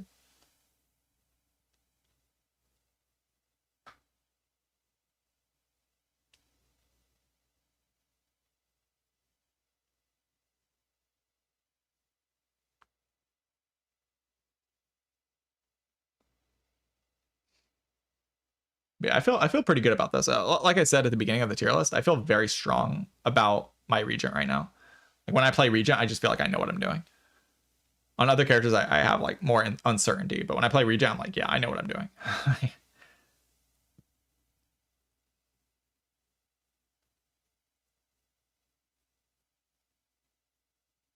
Rather inaccurate to that verbal explanation. No, it's actually accurate. Like these cards are good. It's just that the premium cards are so like they're so meta warping for this character that these cards never get in your deck.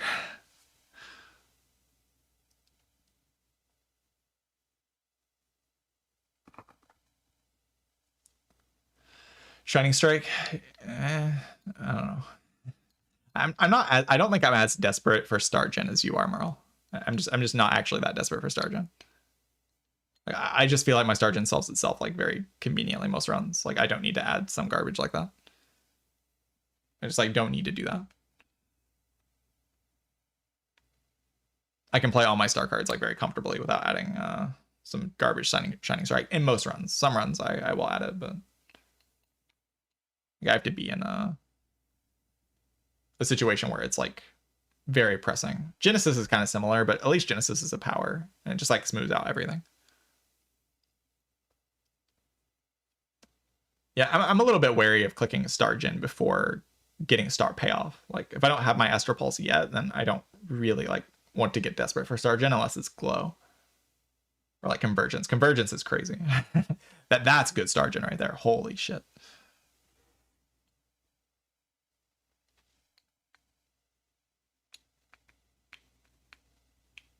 Yeah, Make It So is I think most people who don't think Make It So is broken just don't understand what the card does. Like Make It So pulls from anywhere, exhaust pile, draw pile, discard pile, no matter where it is, it jumps to your hand. That is just so much free damage. This card is never worse than Skip. Always gets in your deck, and it doesn't just make your deck a little bit better. It's a decent power boost to your deck. That's a lot of damage, and it has no downside. Like, what more can you ask for from a card? What more can you ask for, really? It's just not like game defining. Like, these cards are game defining. These cards win me every run that I play on this character. Like, these cards are insane. I'll Make It So is just like good. In every deck. I want it in pretty much every deck that I play. If I see it and I can add it, but like if I see it over Comet or Void Form, then I will take these cards over it because I need these cards to win the run. While this card's just like enhancing my deck. Make It So is crazy though. Like, obviously it's very high on the tier list. Look how high it is. It's a crazy card. Would you clone anything on this character besides Big Bang? Is there another clone on this character? You could technically clone decisions. I don't think that would ever make sense, but you like could if you had Stargen. Yeah, Crescent Spear does make sense, yeah.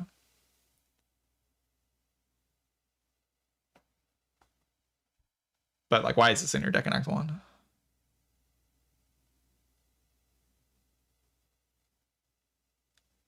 you really not value deck manip like Cosmic Indifference, Discard to Top, or Photon Cut, or Glimmer? I don't value them that much. Obviously, I value Cosmic Indifference the least because I think the effect is the worst out of all three of the options.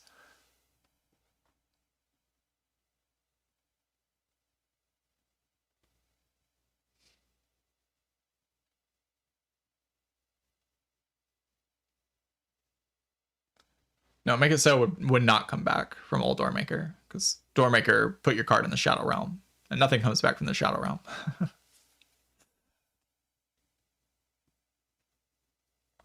Yeah, I feel pretty comfy with this, honestly. I'm pretty confident in my Regent opinions right now. I like feel very good about this character. Celestial Might being this high is maybe weird. Yeah, that's probably weird. That's like a relic from the old version, like when I was like building the list out. This looks okay.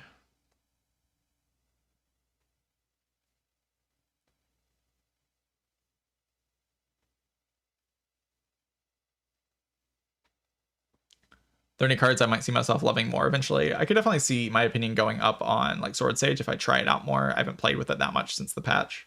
Arsenal, I literally have never clicked on.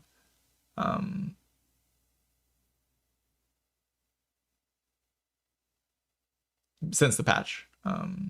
Outside of that, yeah, I feel pretty comfy about the rest of the options or the rest of the tier list. I think looking at it, it just all looks kind of solid. I can see Dying Star being a little bit lower than this, maybe.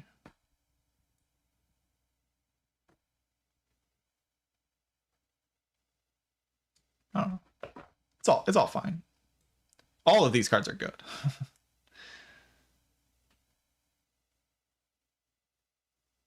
Manifest Authority. Manifest Authority is a card that's, when it's been in my deck, it's been pretty solid. Like, I've not been disappointed when Manifest Authority ends up in my deck somehow. But 7 is just not very much block, sadly. And Collision Course, meh.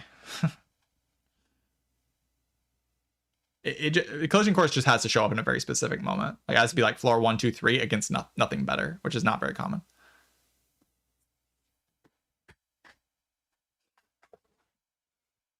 And it doesn't help with the engine that I actually want to build. Like, the engine, like Merle's kind of saying it in chat right now, like the engine that I want to build in every Regent run is just Star Gen, Star Use, Star Gen, Star Use, and then like Bulwark. That's what I want to do in every single run. And Collision Course does not contribute to that at all. It's an extra strike in that kind of situation, which is really bad. All the cards like here and above kind of contribute to that, besides maybe Celestial Might and like Glitter Stream, but these are like the best out of the common like generics that exist on the character. Maybe Kingly Punch, but that's like actually good damage.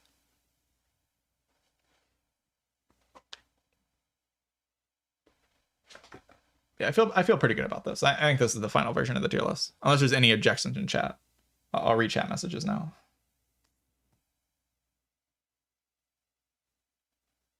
How you feeling, chat? Do you like this tier list? I feel pretty good about it at this point. I'm kind of surprised Pale Blue Dot ended up being as good as this. It's probably worse than Tyranny, but I thought the patch would make Pale Blue Dot a little bit worse, but it still felt very strong.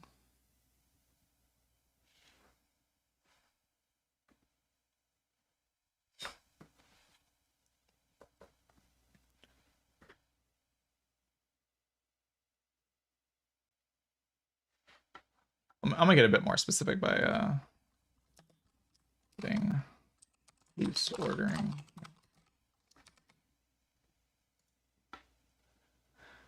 Because these, I think I have the ordering more precise than these for sure.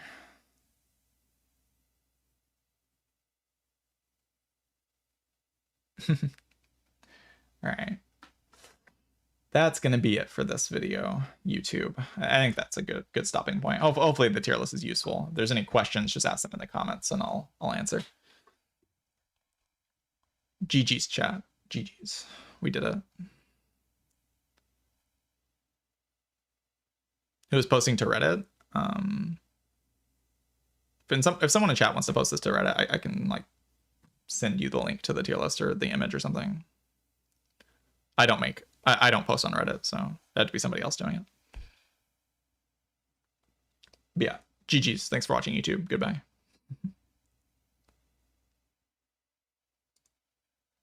Right, that took a while.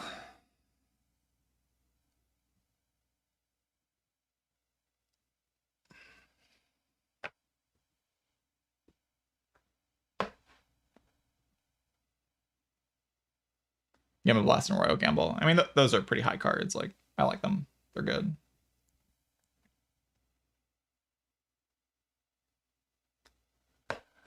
Plays Link. Yeah, sure. I'll get the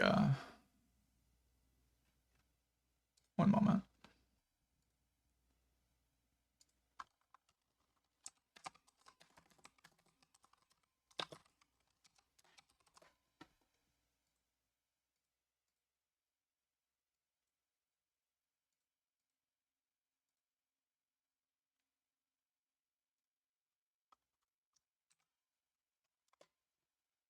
There you go.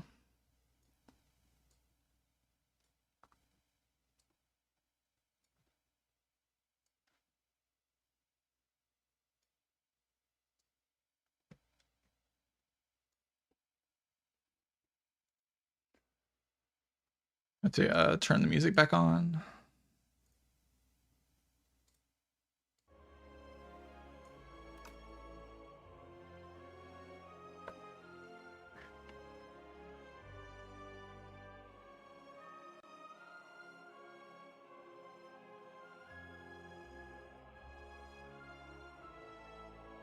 But the image quality in that image link is so bad. Look how bad that image quality is. Why is it so bad?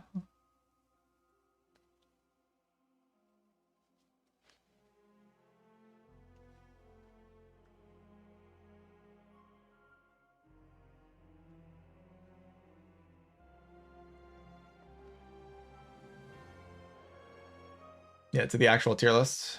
Yeah, it's worse than I expected here.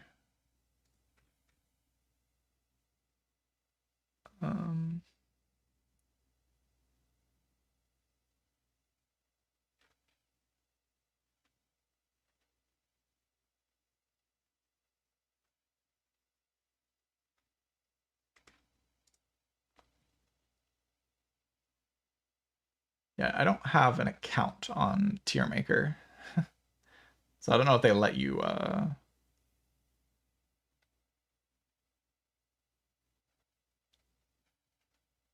if they let you make a link without having an account on the I'm not sure they do.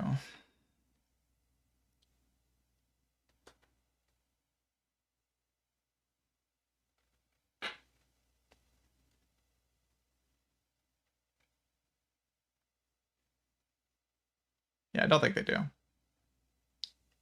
Yeah, I'll make the tier list for the other characters as soon as I feel confident in my opinions on them. Regent's the first character I actually feel like I know what I'm talking about. So I made the tier list feeling like I know what I'm talking about, and that's the tier list that I made. So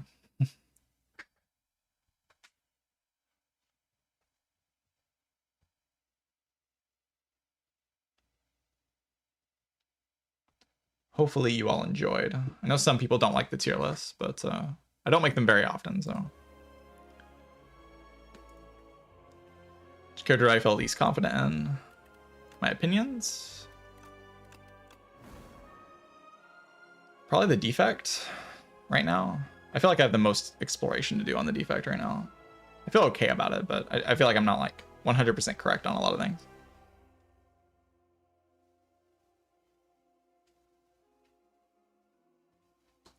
Feel pretty good about Silent, pretty good about Necro, pretty good about Cloud. So I also feel okay about Defect, just not great. Regent I feel pretty great on. I feel like I know what I'm talking about in Regent.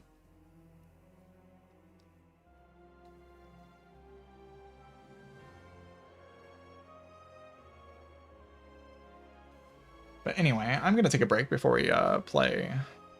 Oh no.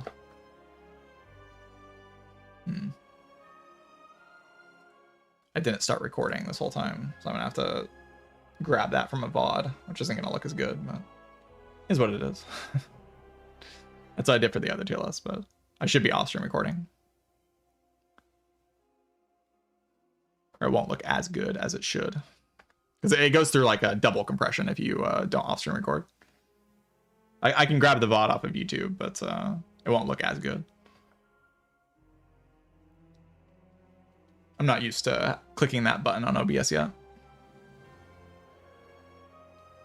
Anyway, I'm gonna go fill up my water bottle, use the bathroom real quick, and we'll play some Defect, I think, the next character. Yeah, even lower resolution, even harder to see.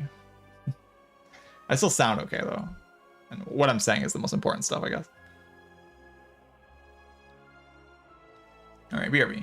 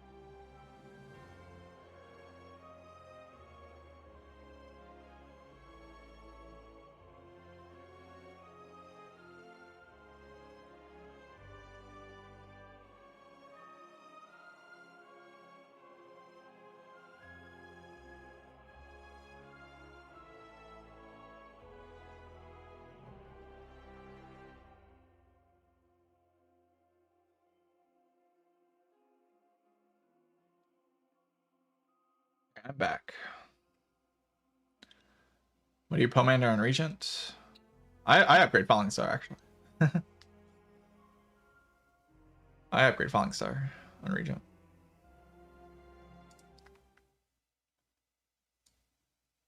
I think it's the better choice.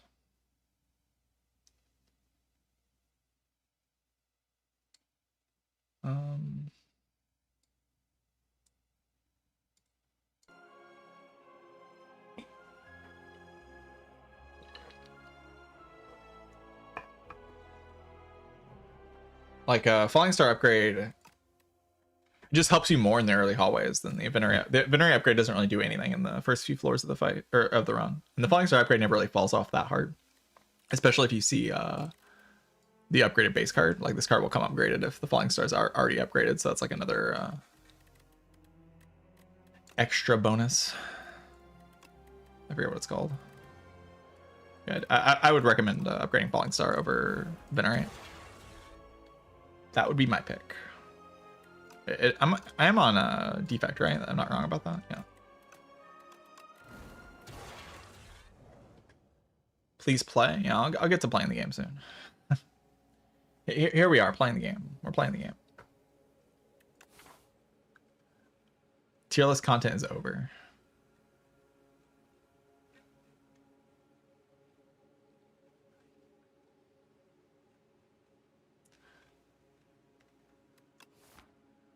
Just want to do 150 gold. I think so.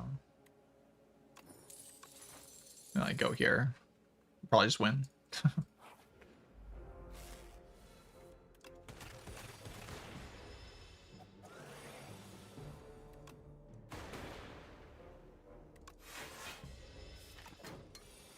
Hopefully I can do 5 damage.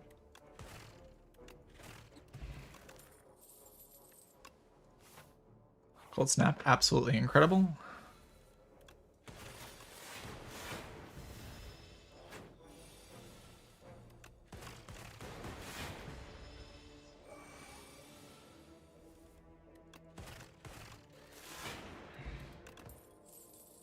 Ball lightning. All right, we've got orbs, chat.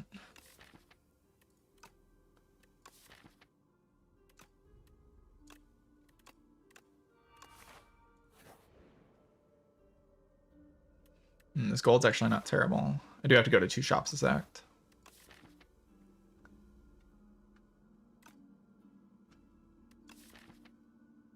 Clumsy for Relic, also okay though.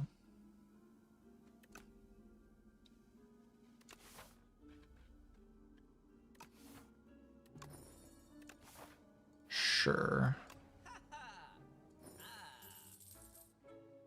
right, I'd say we're off to a pretty good start here.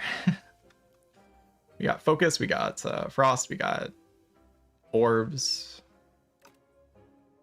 About as good as it gets.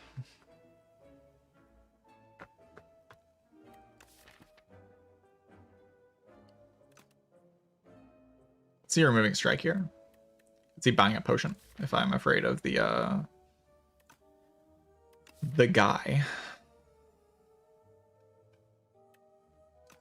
Darkness is pretty good. I could just do Darkness Compile. I don't know, I'm gonna go for that. Or do I? No, I don't.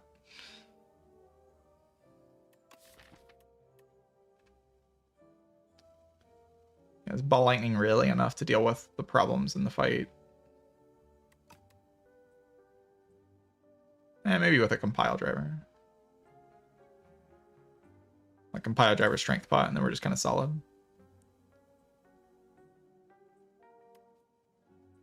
Upgrade Dual Cast or Zap or something. Cold Snap.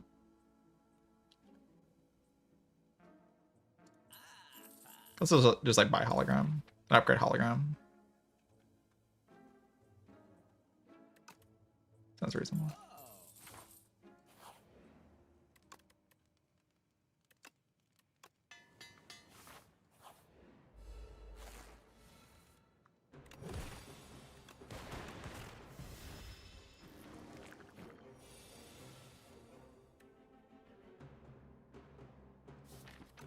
This has to be played. Sadly, hollow on that doesn't do anything. You can still see hollowing it though.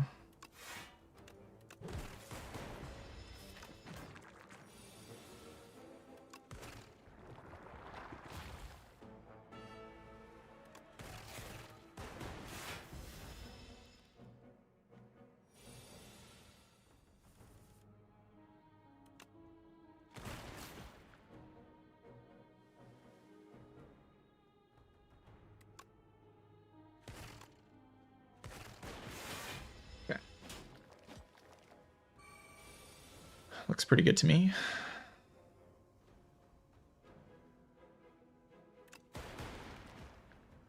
That kind of sucked.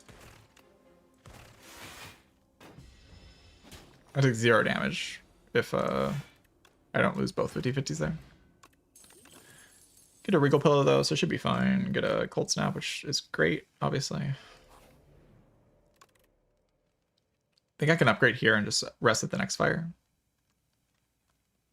Sounds totally fine.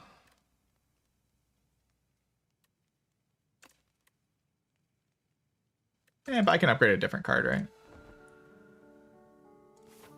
Let's upgrade a different card here. Like, I don't actually have a great upgrade right now.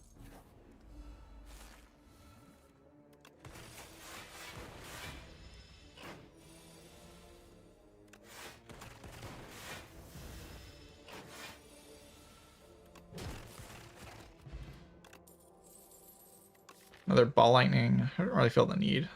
Already have an upgraded one.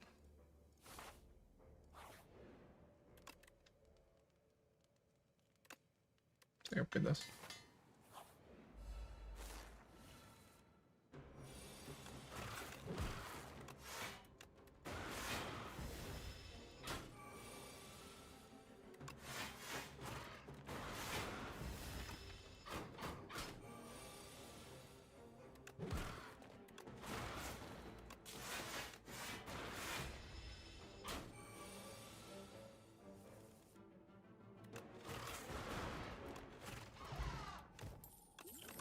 Anchor is great. Do I need a Gunk Up?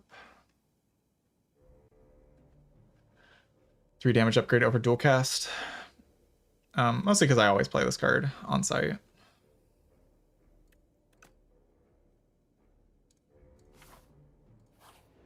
think dual cast upgrade's also fine. Alright, so the plan against... I mean, we're gonna blow through this guy's HP, right? Like, just kind of no problem at all. Boss fight is what I mean by this guy.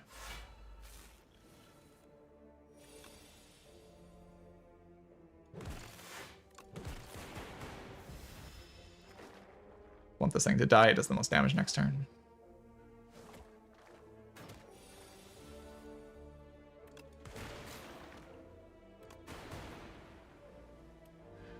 But if and hopefully it hits. I mean, it doesn't really matter. We're gonna full heal anyway with Pantograph.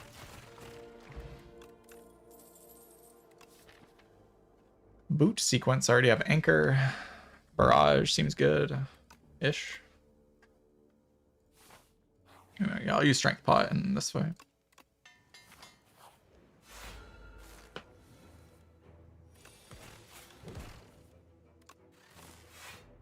I don't know why I played Defend there. It doesn't matter. I can't do anything.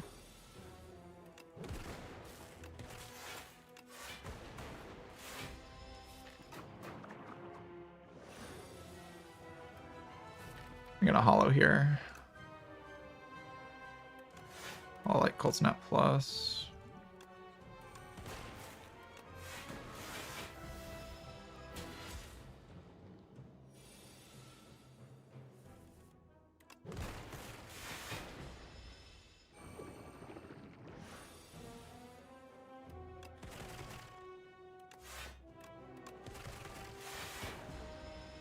Yeah, Data Disc is such an overstated card in this game.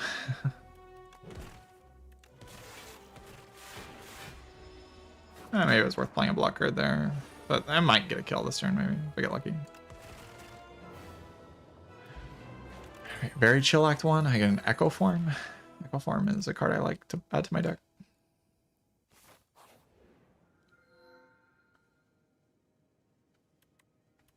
Probably Storybook, yeah.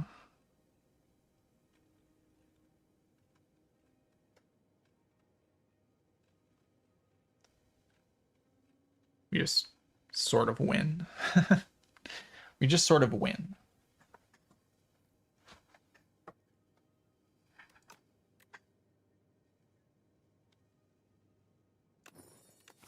Bookshelf.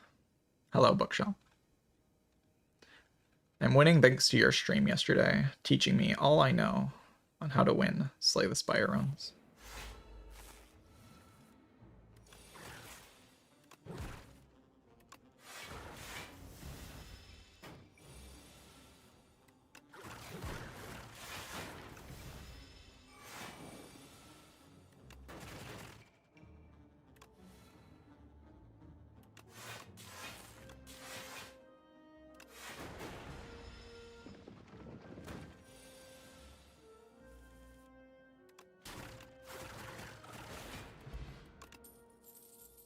The single point of focus goes crazy. One singular point of focus.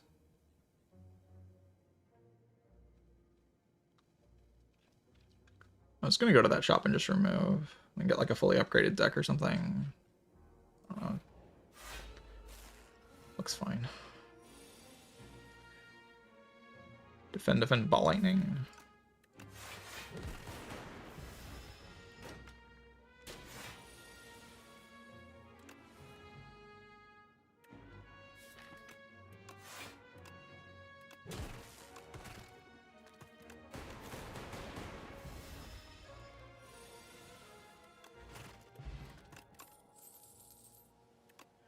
What? It's probably good. I like my current potions really.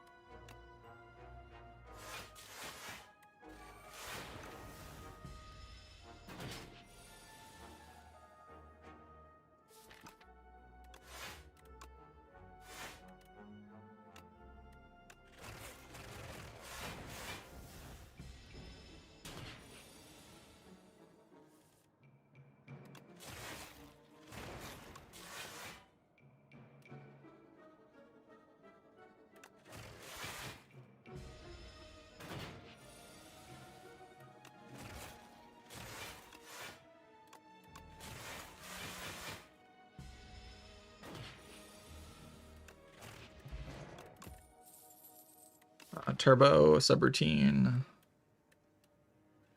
Subroutine only plays with Echo Form right now. But it's like a pretty good card to take an upgrade just to add other powers at some point. I think it's currently I want to upgrade Brightest Flame.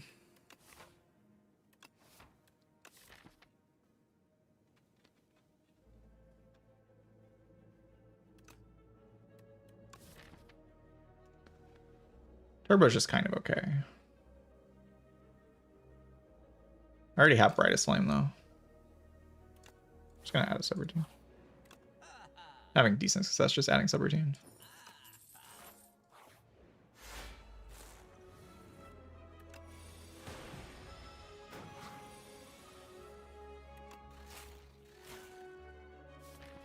Do I have to play that? Probably not.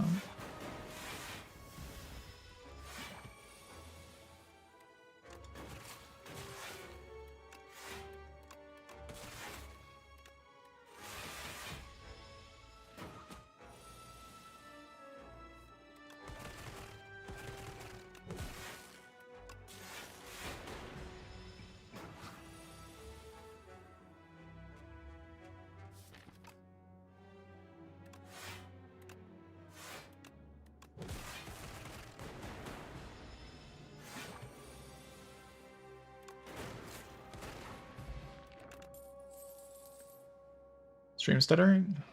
Yeah, I haven't dropped any frames, so stream should be fine.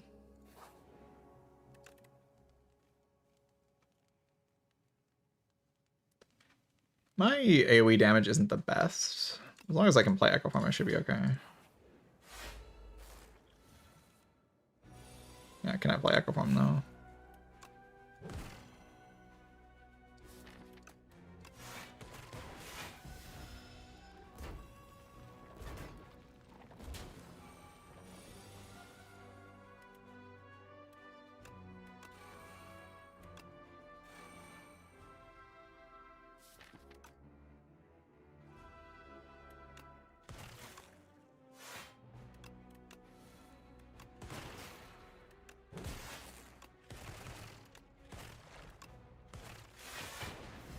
Hopefully that stabilizes the fight. I don't have to play any more storybooks.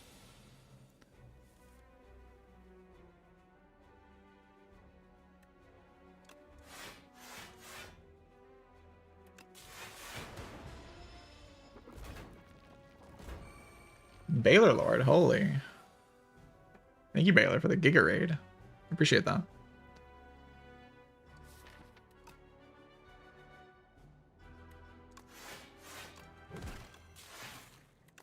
I just finished making my Regent card tier list, and now I'm playing a Defect run.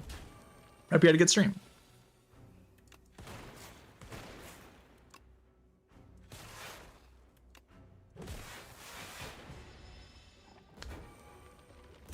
Yeah, I saw the beginning of the snakebite run. It was pretty funny.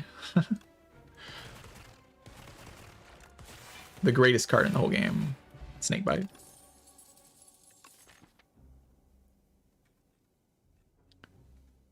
All right, not a terrible fight. Definitely. I mean, we'll see what happens in the chest here. 7 HP.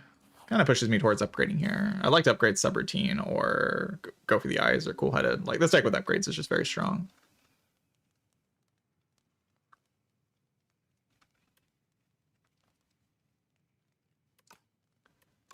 Go for the eyes feels like such a huge upgrade to me right now.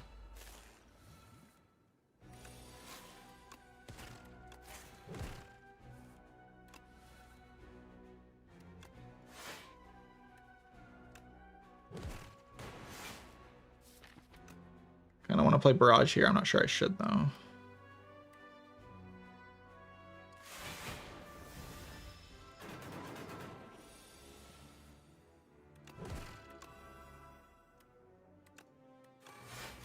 going to take Puzzle here and try to get Echo Form in play. Okay, mission accomplished. Not the greatest turn next turn, so I definitely don't want to add more Dazed.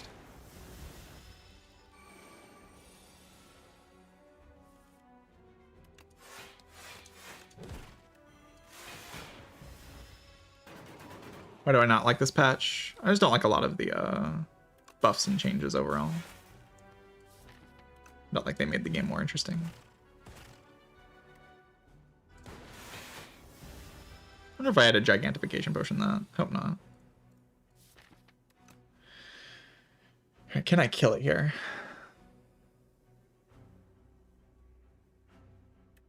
Probably kill it with Gigantification Potion, right? I do Ball Lightning, Hologram, Gigantification Potion on the this will deal 21 times 3. Probably just worth it. Unless I have like some guaranteed lethal, we'll just hollow Ball Lightning.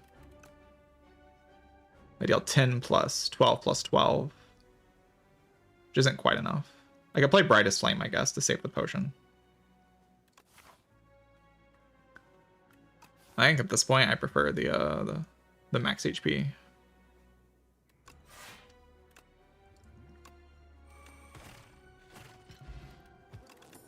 Actually, maybe hollow. Was 21 damage enough? 21 plus 8 plus 8. Oh, it was. Okay, I should have done that then. Or maybe it wasn't. I'd have to look at it again. All right, I think I'm gonna rest here.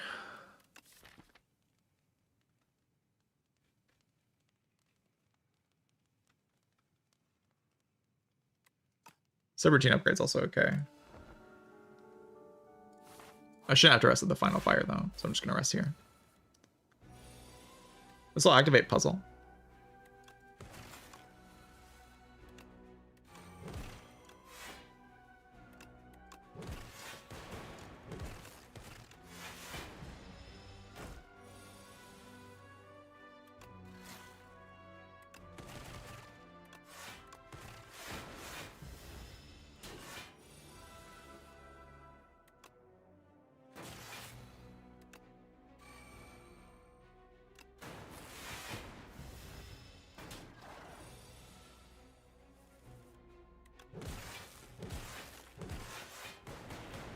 Maybe it was worth playing Brightest Flame there, to be honest. It might take a lot here.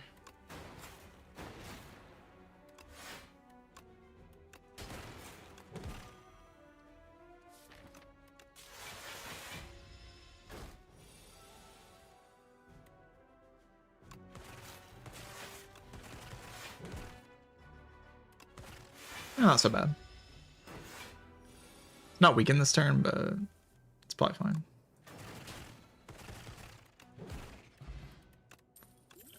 Could get Potion back, get a Mercury Hourglass, that's pretty solid.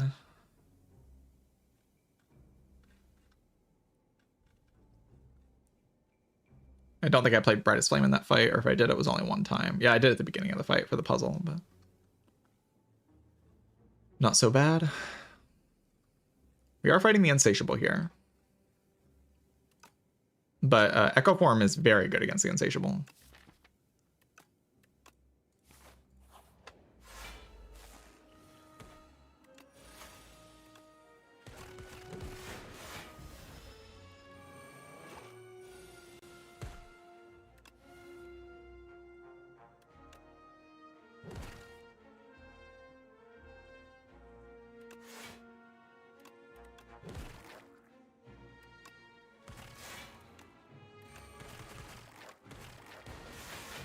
I actually took damage. It's fine. We have the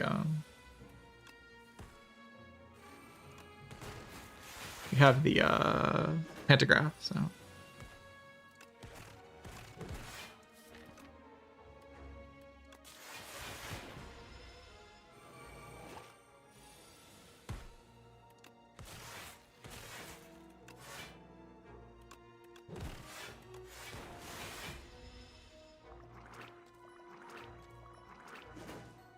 Yeah, Alchemize can give fruit juice in this game, yes. Because it can give Entropic Brew, which gives fruit juice.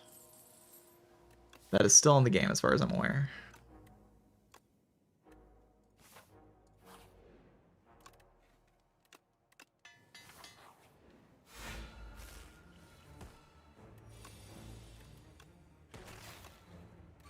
The subroutine is a little sad. Maybe I should have upgraded that. But Echo Form obviously has to be played.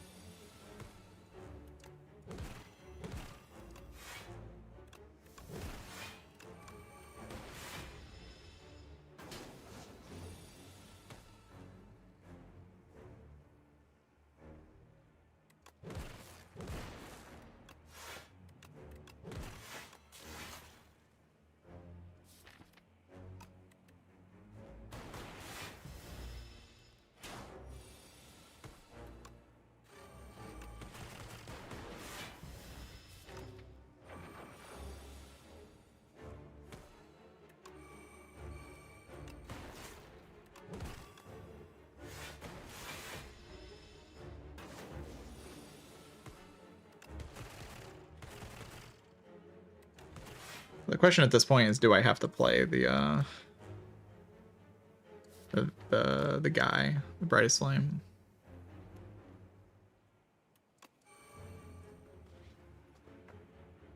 I'll just play it once.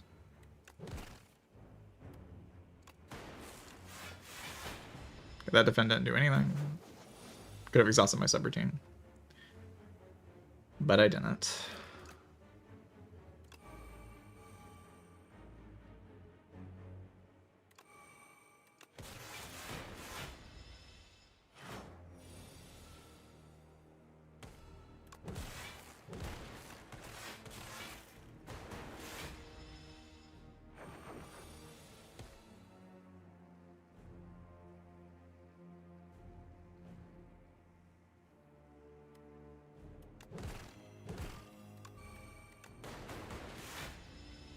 Ow.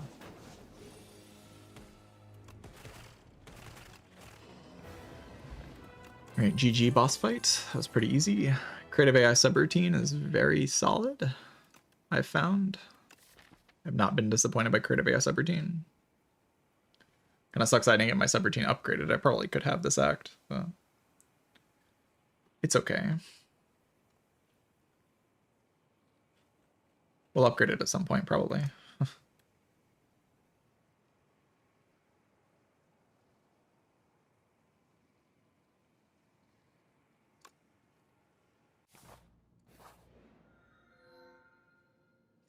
Brightest Flame would eat a buffer stack probably if you actually lost HP for playing it. Like, the reason it works with Puzzle is because I had full HP at the time. So I lost 1 HP by playing it. Like, if you have 73 HP, then by playing it, you go down to 72. So you technically did lose HP.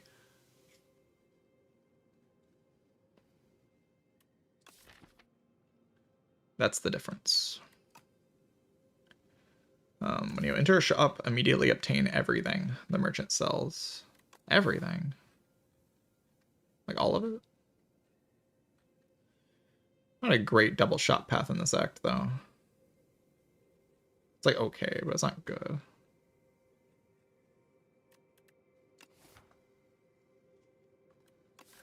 Fiddle here turns off my brightest flame, kind of whatever. Turns off puzzle. I guess kind of doesn't turn off puzzle, actually. And Berserk Fog is fine.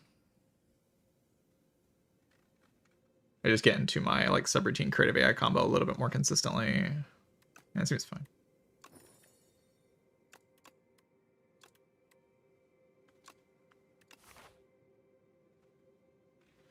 There's like a one shop, maybe here, and then fight 2 elites and kind of chill out.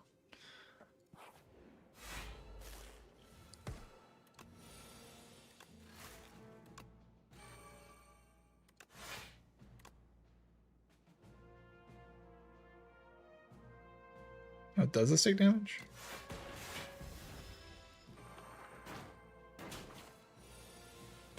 It's okay.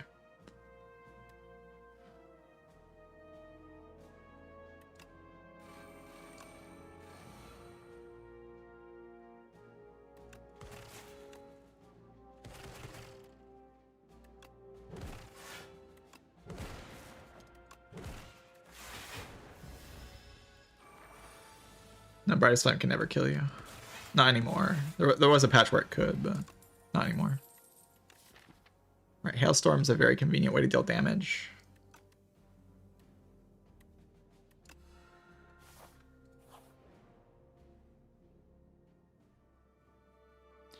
Don't really want to give up Anchor. I'm fine giving up Duplicator. Don't think I can deal 300 damage. Maybe I can deal 150. If I like top deck something.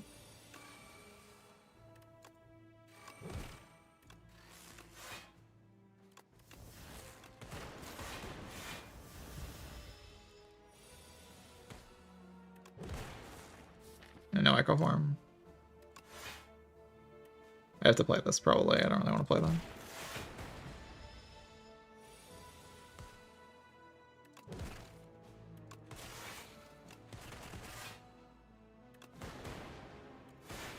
Yeah, I just had to draw slightly better.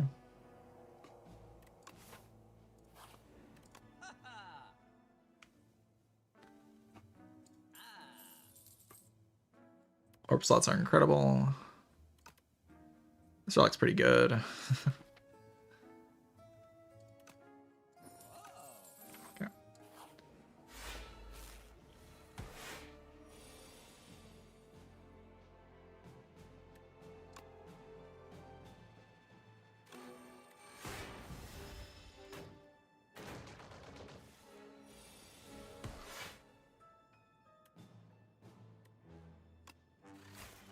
Not really bad draw order in this fight.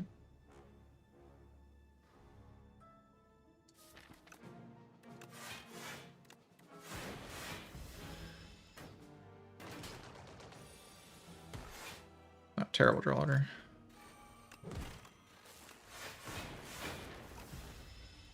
Brightest Flame should bail me out though.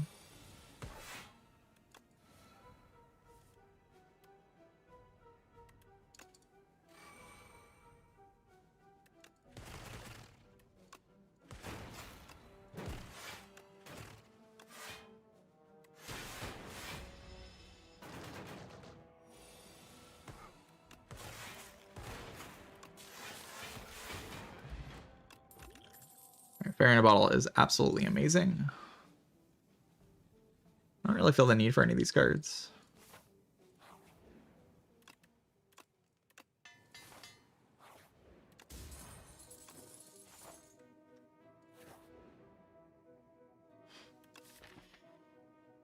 There's so many things I'd rather remove from my deck than Capacitor. So many things, but it's just gonna like ask for Echo Form and Brightest Flame and Echo Form and Brightest Flame. Like, I already know what it's gonna do. It's gonna troll me. Card is so good. It's all of my weakness. Fine. Fine. Don't want to lose Hologram. It's a very good card, but I'm gonna upgrade my other Hologram, I guess.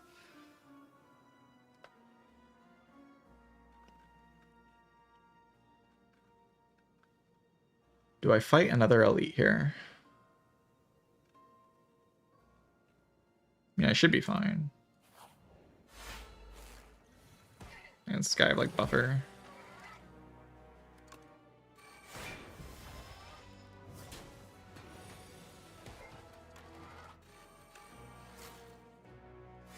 I don't like I need a Bright Slam this way with double buffer.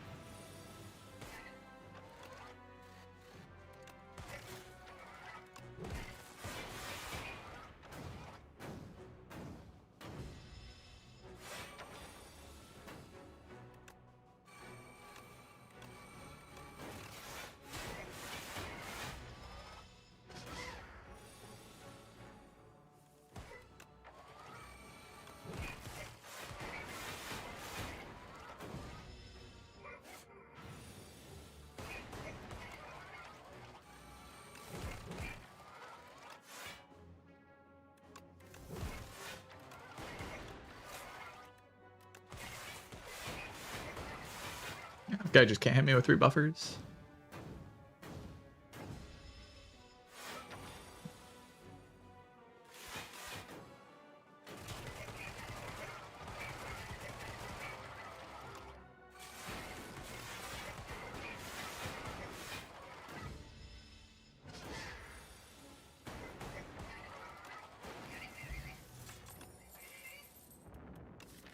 That's definitely my easy fight.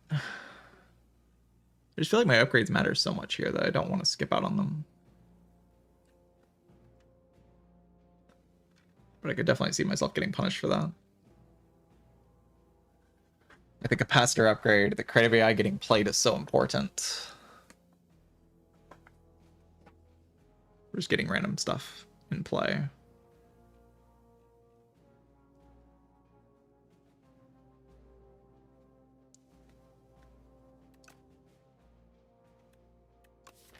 Honestly, beam cells a ton of damage. Beam cell into barrage is like a way to actually kill the test subject in time before I get destroyed. Yeah, I should be fine though.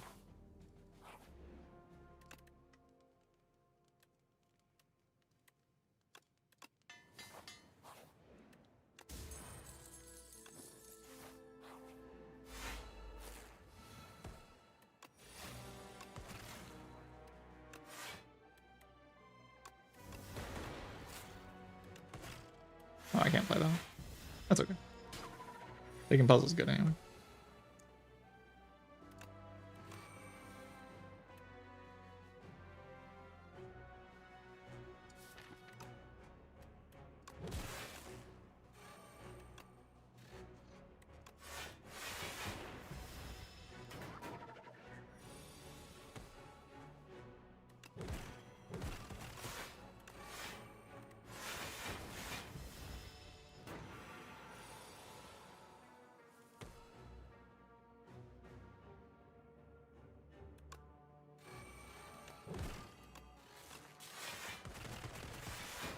Yeah, order.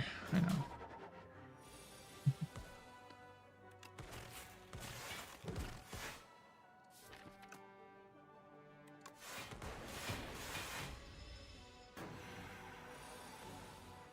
Weird pattern in this one.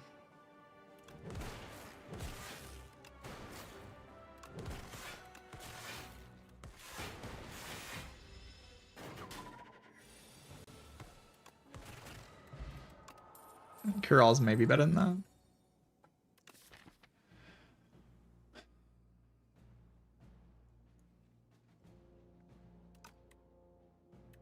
Yeah, Kural's probably better than Stable Zero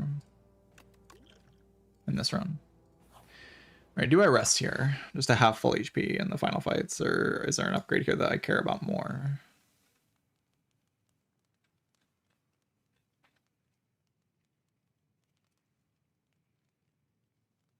Is there a link to the Regent tier list? Not a good image link, but I will be making a YouTube video for it pretty soon.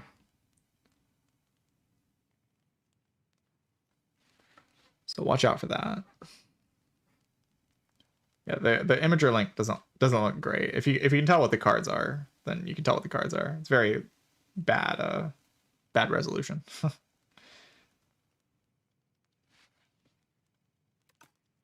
Yeah, I think I'll just rest. I like having full HP into the boss gauntlet, and then we just play our powers, and presumably good things happen.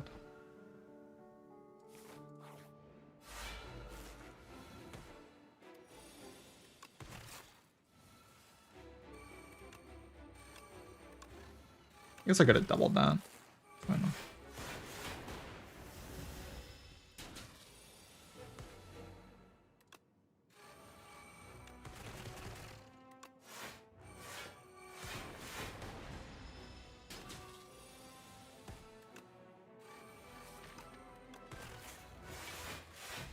I should be fine here.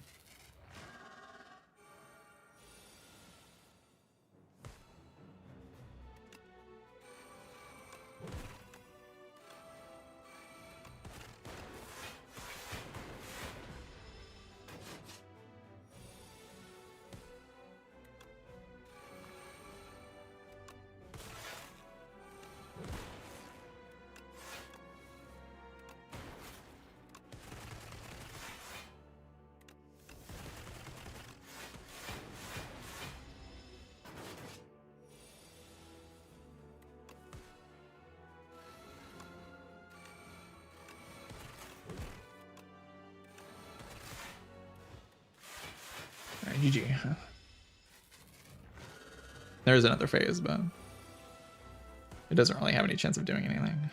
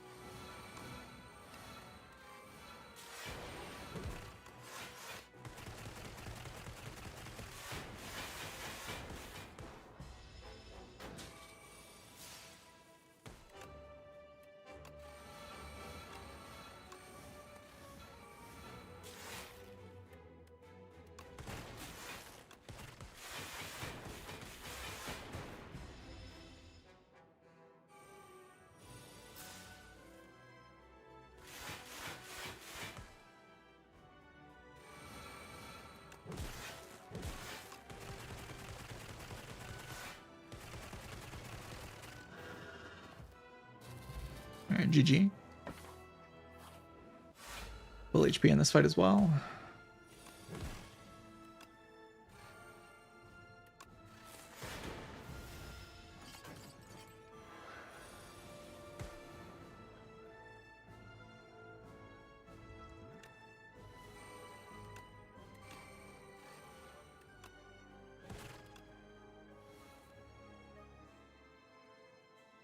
Oh yeah, that did do my buffer, huh? Yes, that is how that would work. I explained that earlier.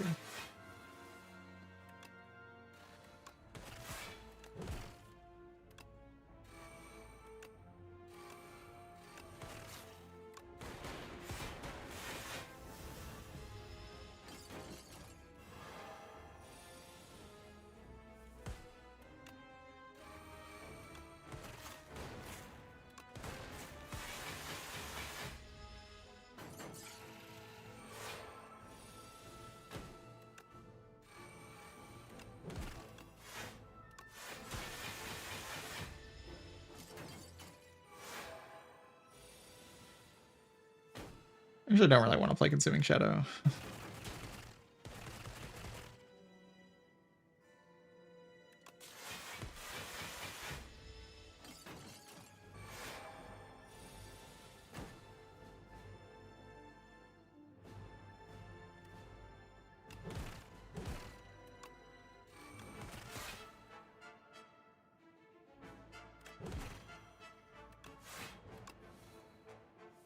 Losing that buffer 6 point, not worth it. Something. I'm just clicking. I don't think she can actually kill me.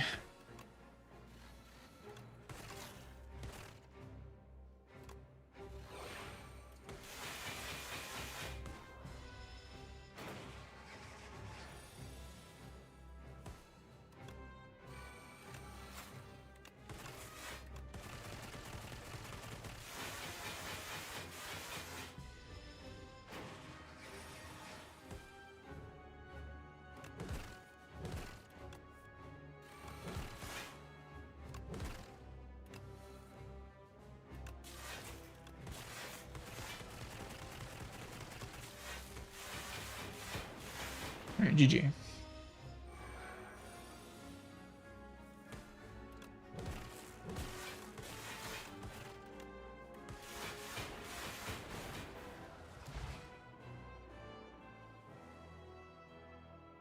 GG.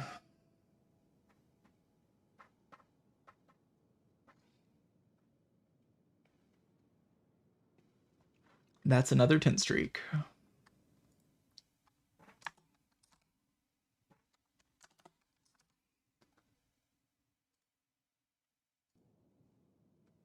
So the fairy free? The fairy cannot be freed until we can fight the architect.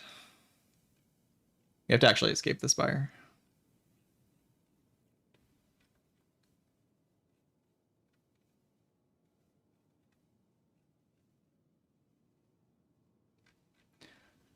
Yeah, Echo Form Creative AI just kind of beats the late game bosses in this game.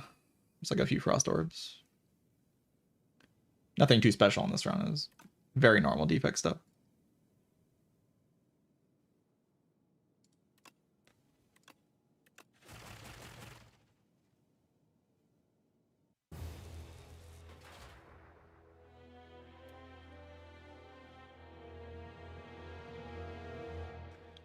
We're approaching the next 0 on the end of this. Look at this. Big number. Big number.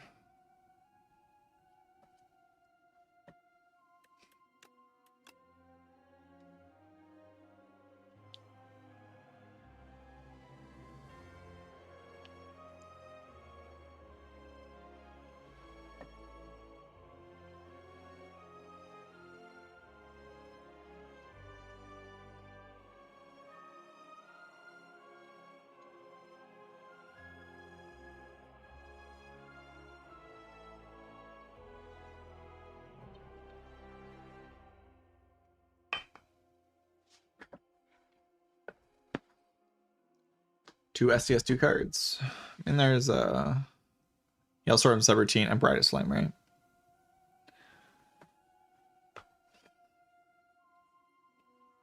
Does this deck win without Creative AI? This fight's like a little bit more awkward without Creative AI. Just like Giga Boss scaling, kind of. I didn't really need it for Queen, but she doesn't scale that high, so. This thing does a lot more damage, so it's better to have the scaling here. It was kind of an energy thing more than anything. Like, Creative AI in this game, I find often just is giving me extra energy with Subroutine. Like, it's actually making me energy every turn, kind of. It's weird. It turns into like a card draw and energy power pretty quickly, rather than being a raw scaling power, because you don't get defrag and like bias cog and stuff from this as often. You get capacitors and like loops, but it's not as impactful as it was in Spire 1. So the card ends up just kind of giving you card draw and energy, which is still good, but it's pretty slow.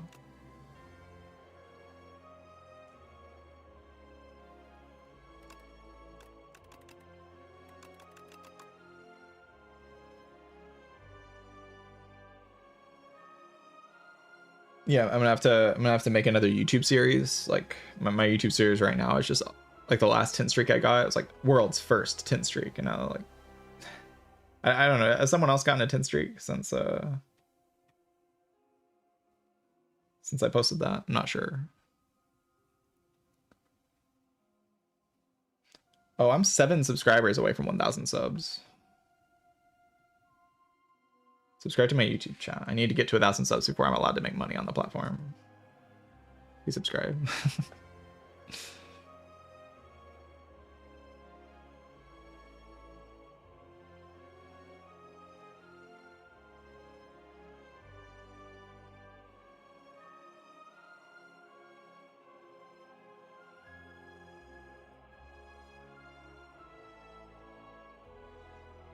TSYM got 9 or 10.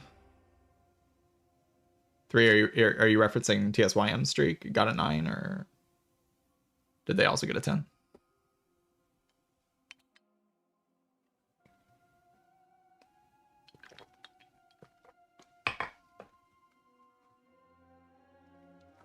PB9? Okay. So I'm the first and second person to get a 10 streak rotating. Wow. At least as far as I know. Holy, I'm at 1,000 subs. Thank you guys. Now I can actually apply to make money on the platform. Appreciate that.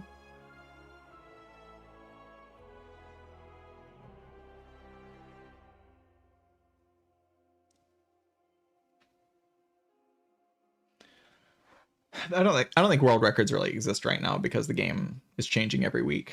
So you can't really build a big streak. Like I can win most of my runs, so I can just build whatever streak is like limited by how many runs I can win in a week. Sort of.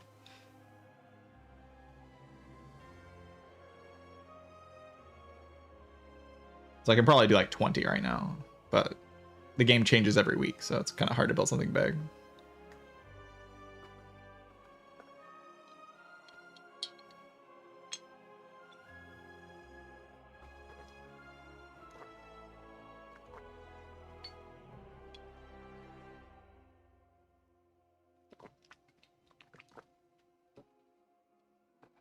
Time Vagabond, thank you for the 2 months of Prime. I appreciate that.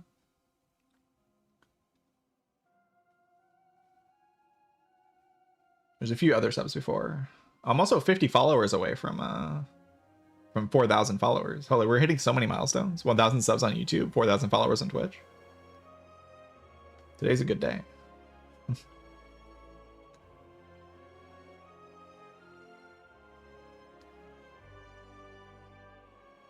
Yeah, there was a Yo He Burger. Thank you for the Prime sub 2 hours ago. I was making the tier list at the time, so I didn't mention the sub. I appreciate the Prime sub if you're still here.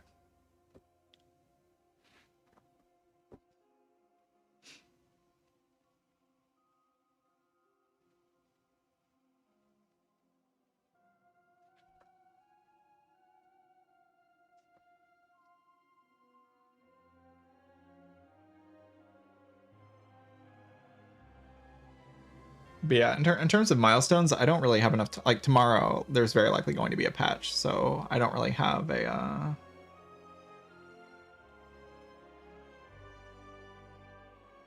I don't really have enough time to hit 20, which is the next milestone. At least in my eyes, the milestones go from 10 to 20 to 30. Like that's always how I've treated it. So I don't think I can get to 20 before the next patch drops. I mean, I know I can't unless they don't drop a patch tomorrow, but it feels likely that they will.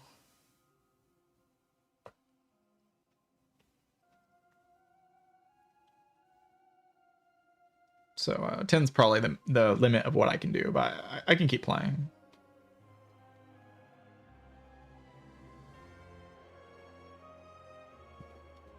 No, Zeknar is still playing SCS2. He's playing a lot of this game, actually. He's just not streaming it.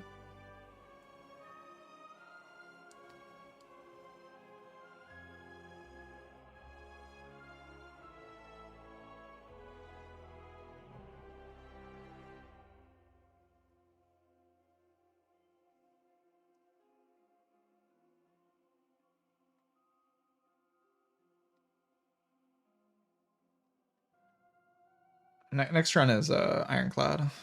I'm feeling a bit tired. The tier lists are actually pretty exhausting to make, so I'm gonna go get some bread, like put some honey on some bread, and then we'll play some Ironclad. BRB. Try to get some energy back.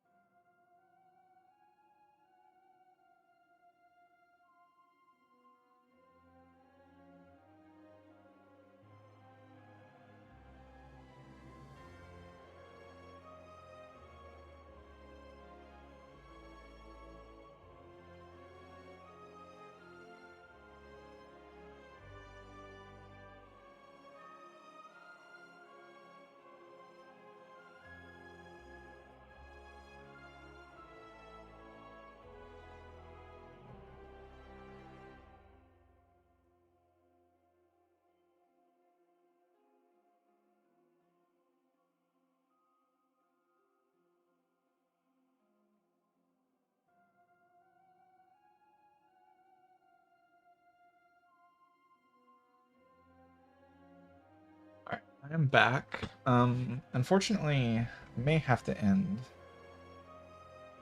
some family stuff came up, and I don't know if I have enough. I don't really have enough time to play another round before I have things that I have to do.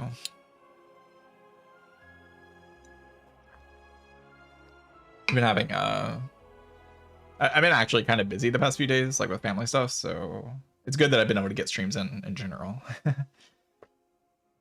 But yeah, this one might have to end a little soon, a little earlier than usual.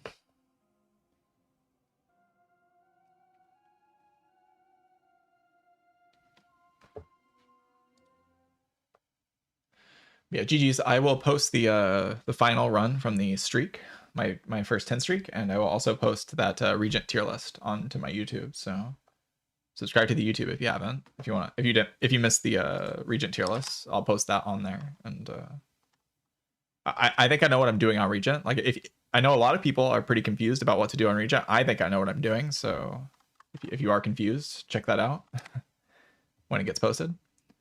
Thank you, Papa. But yeah, I'll be back tomorrow. We'll continue this streak for as long as it can go, and then we'll see what the next patch brings. I hope you all enjoyed the stream, and I'll see you next time. Papa just went live as well. Good timing. Thank you for going live, Papa. Yeah, patch tomorrow, but very potentially.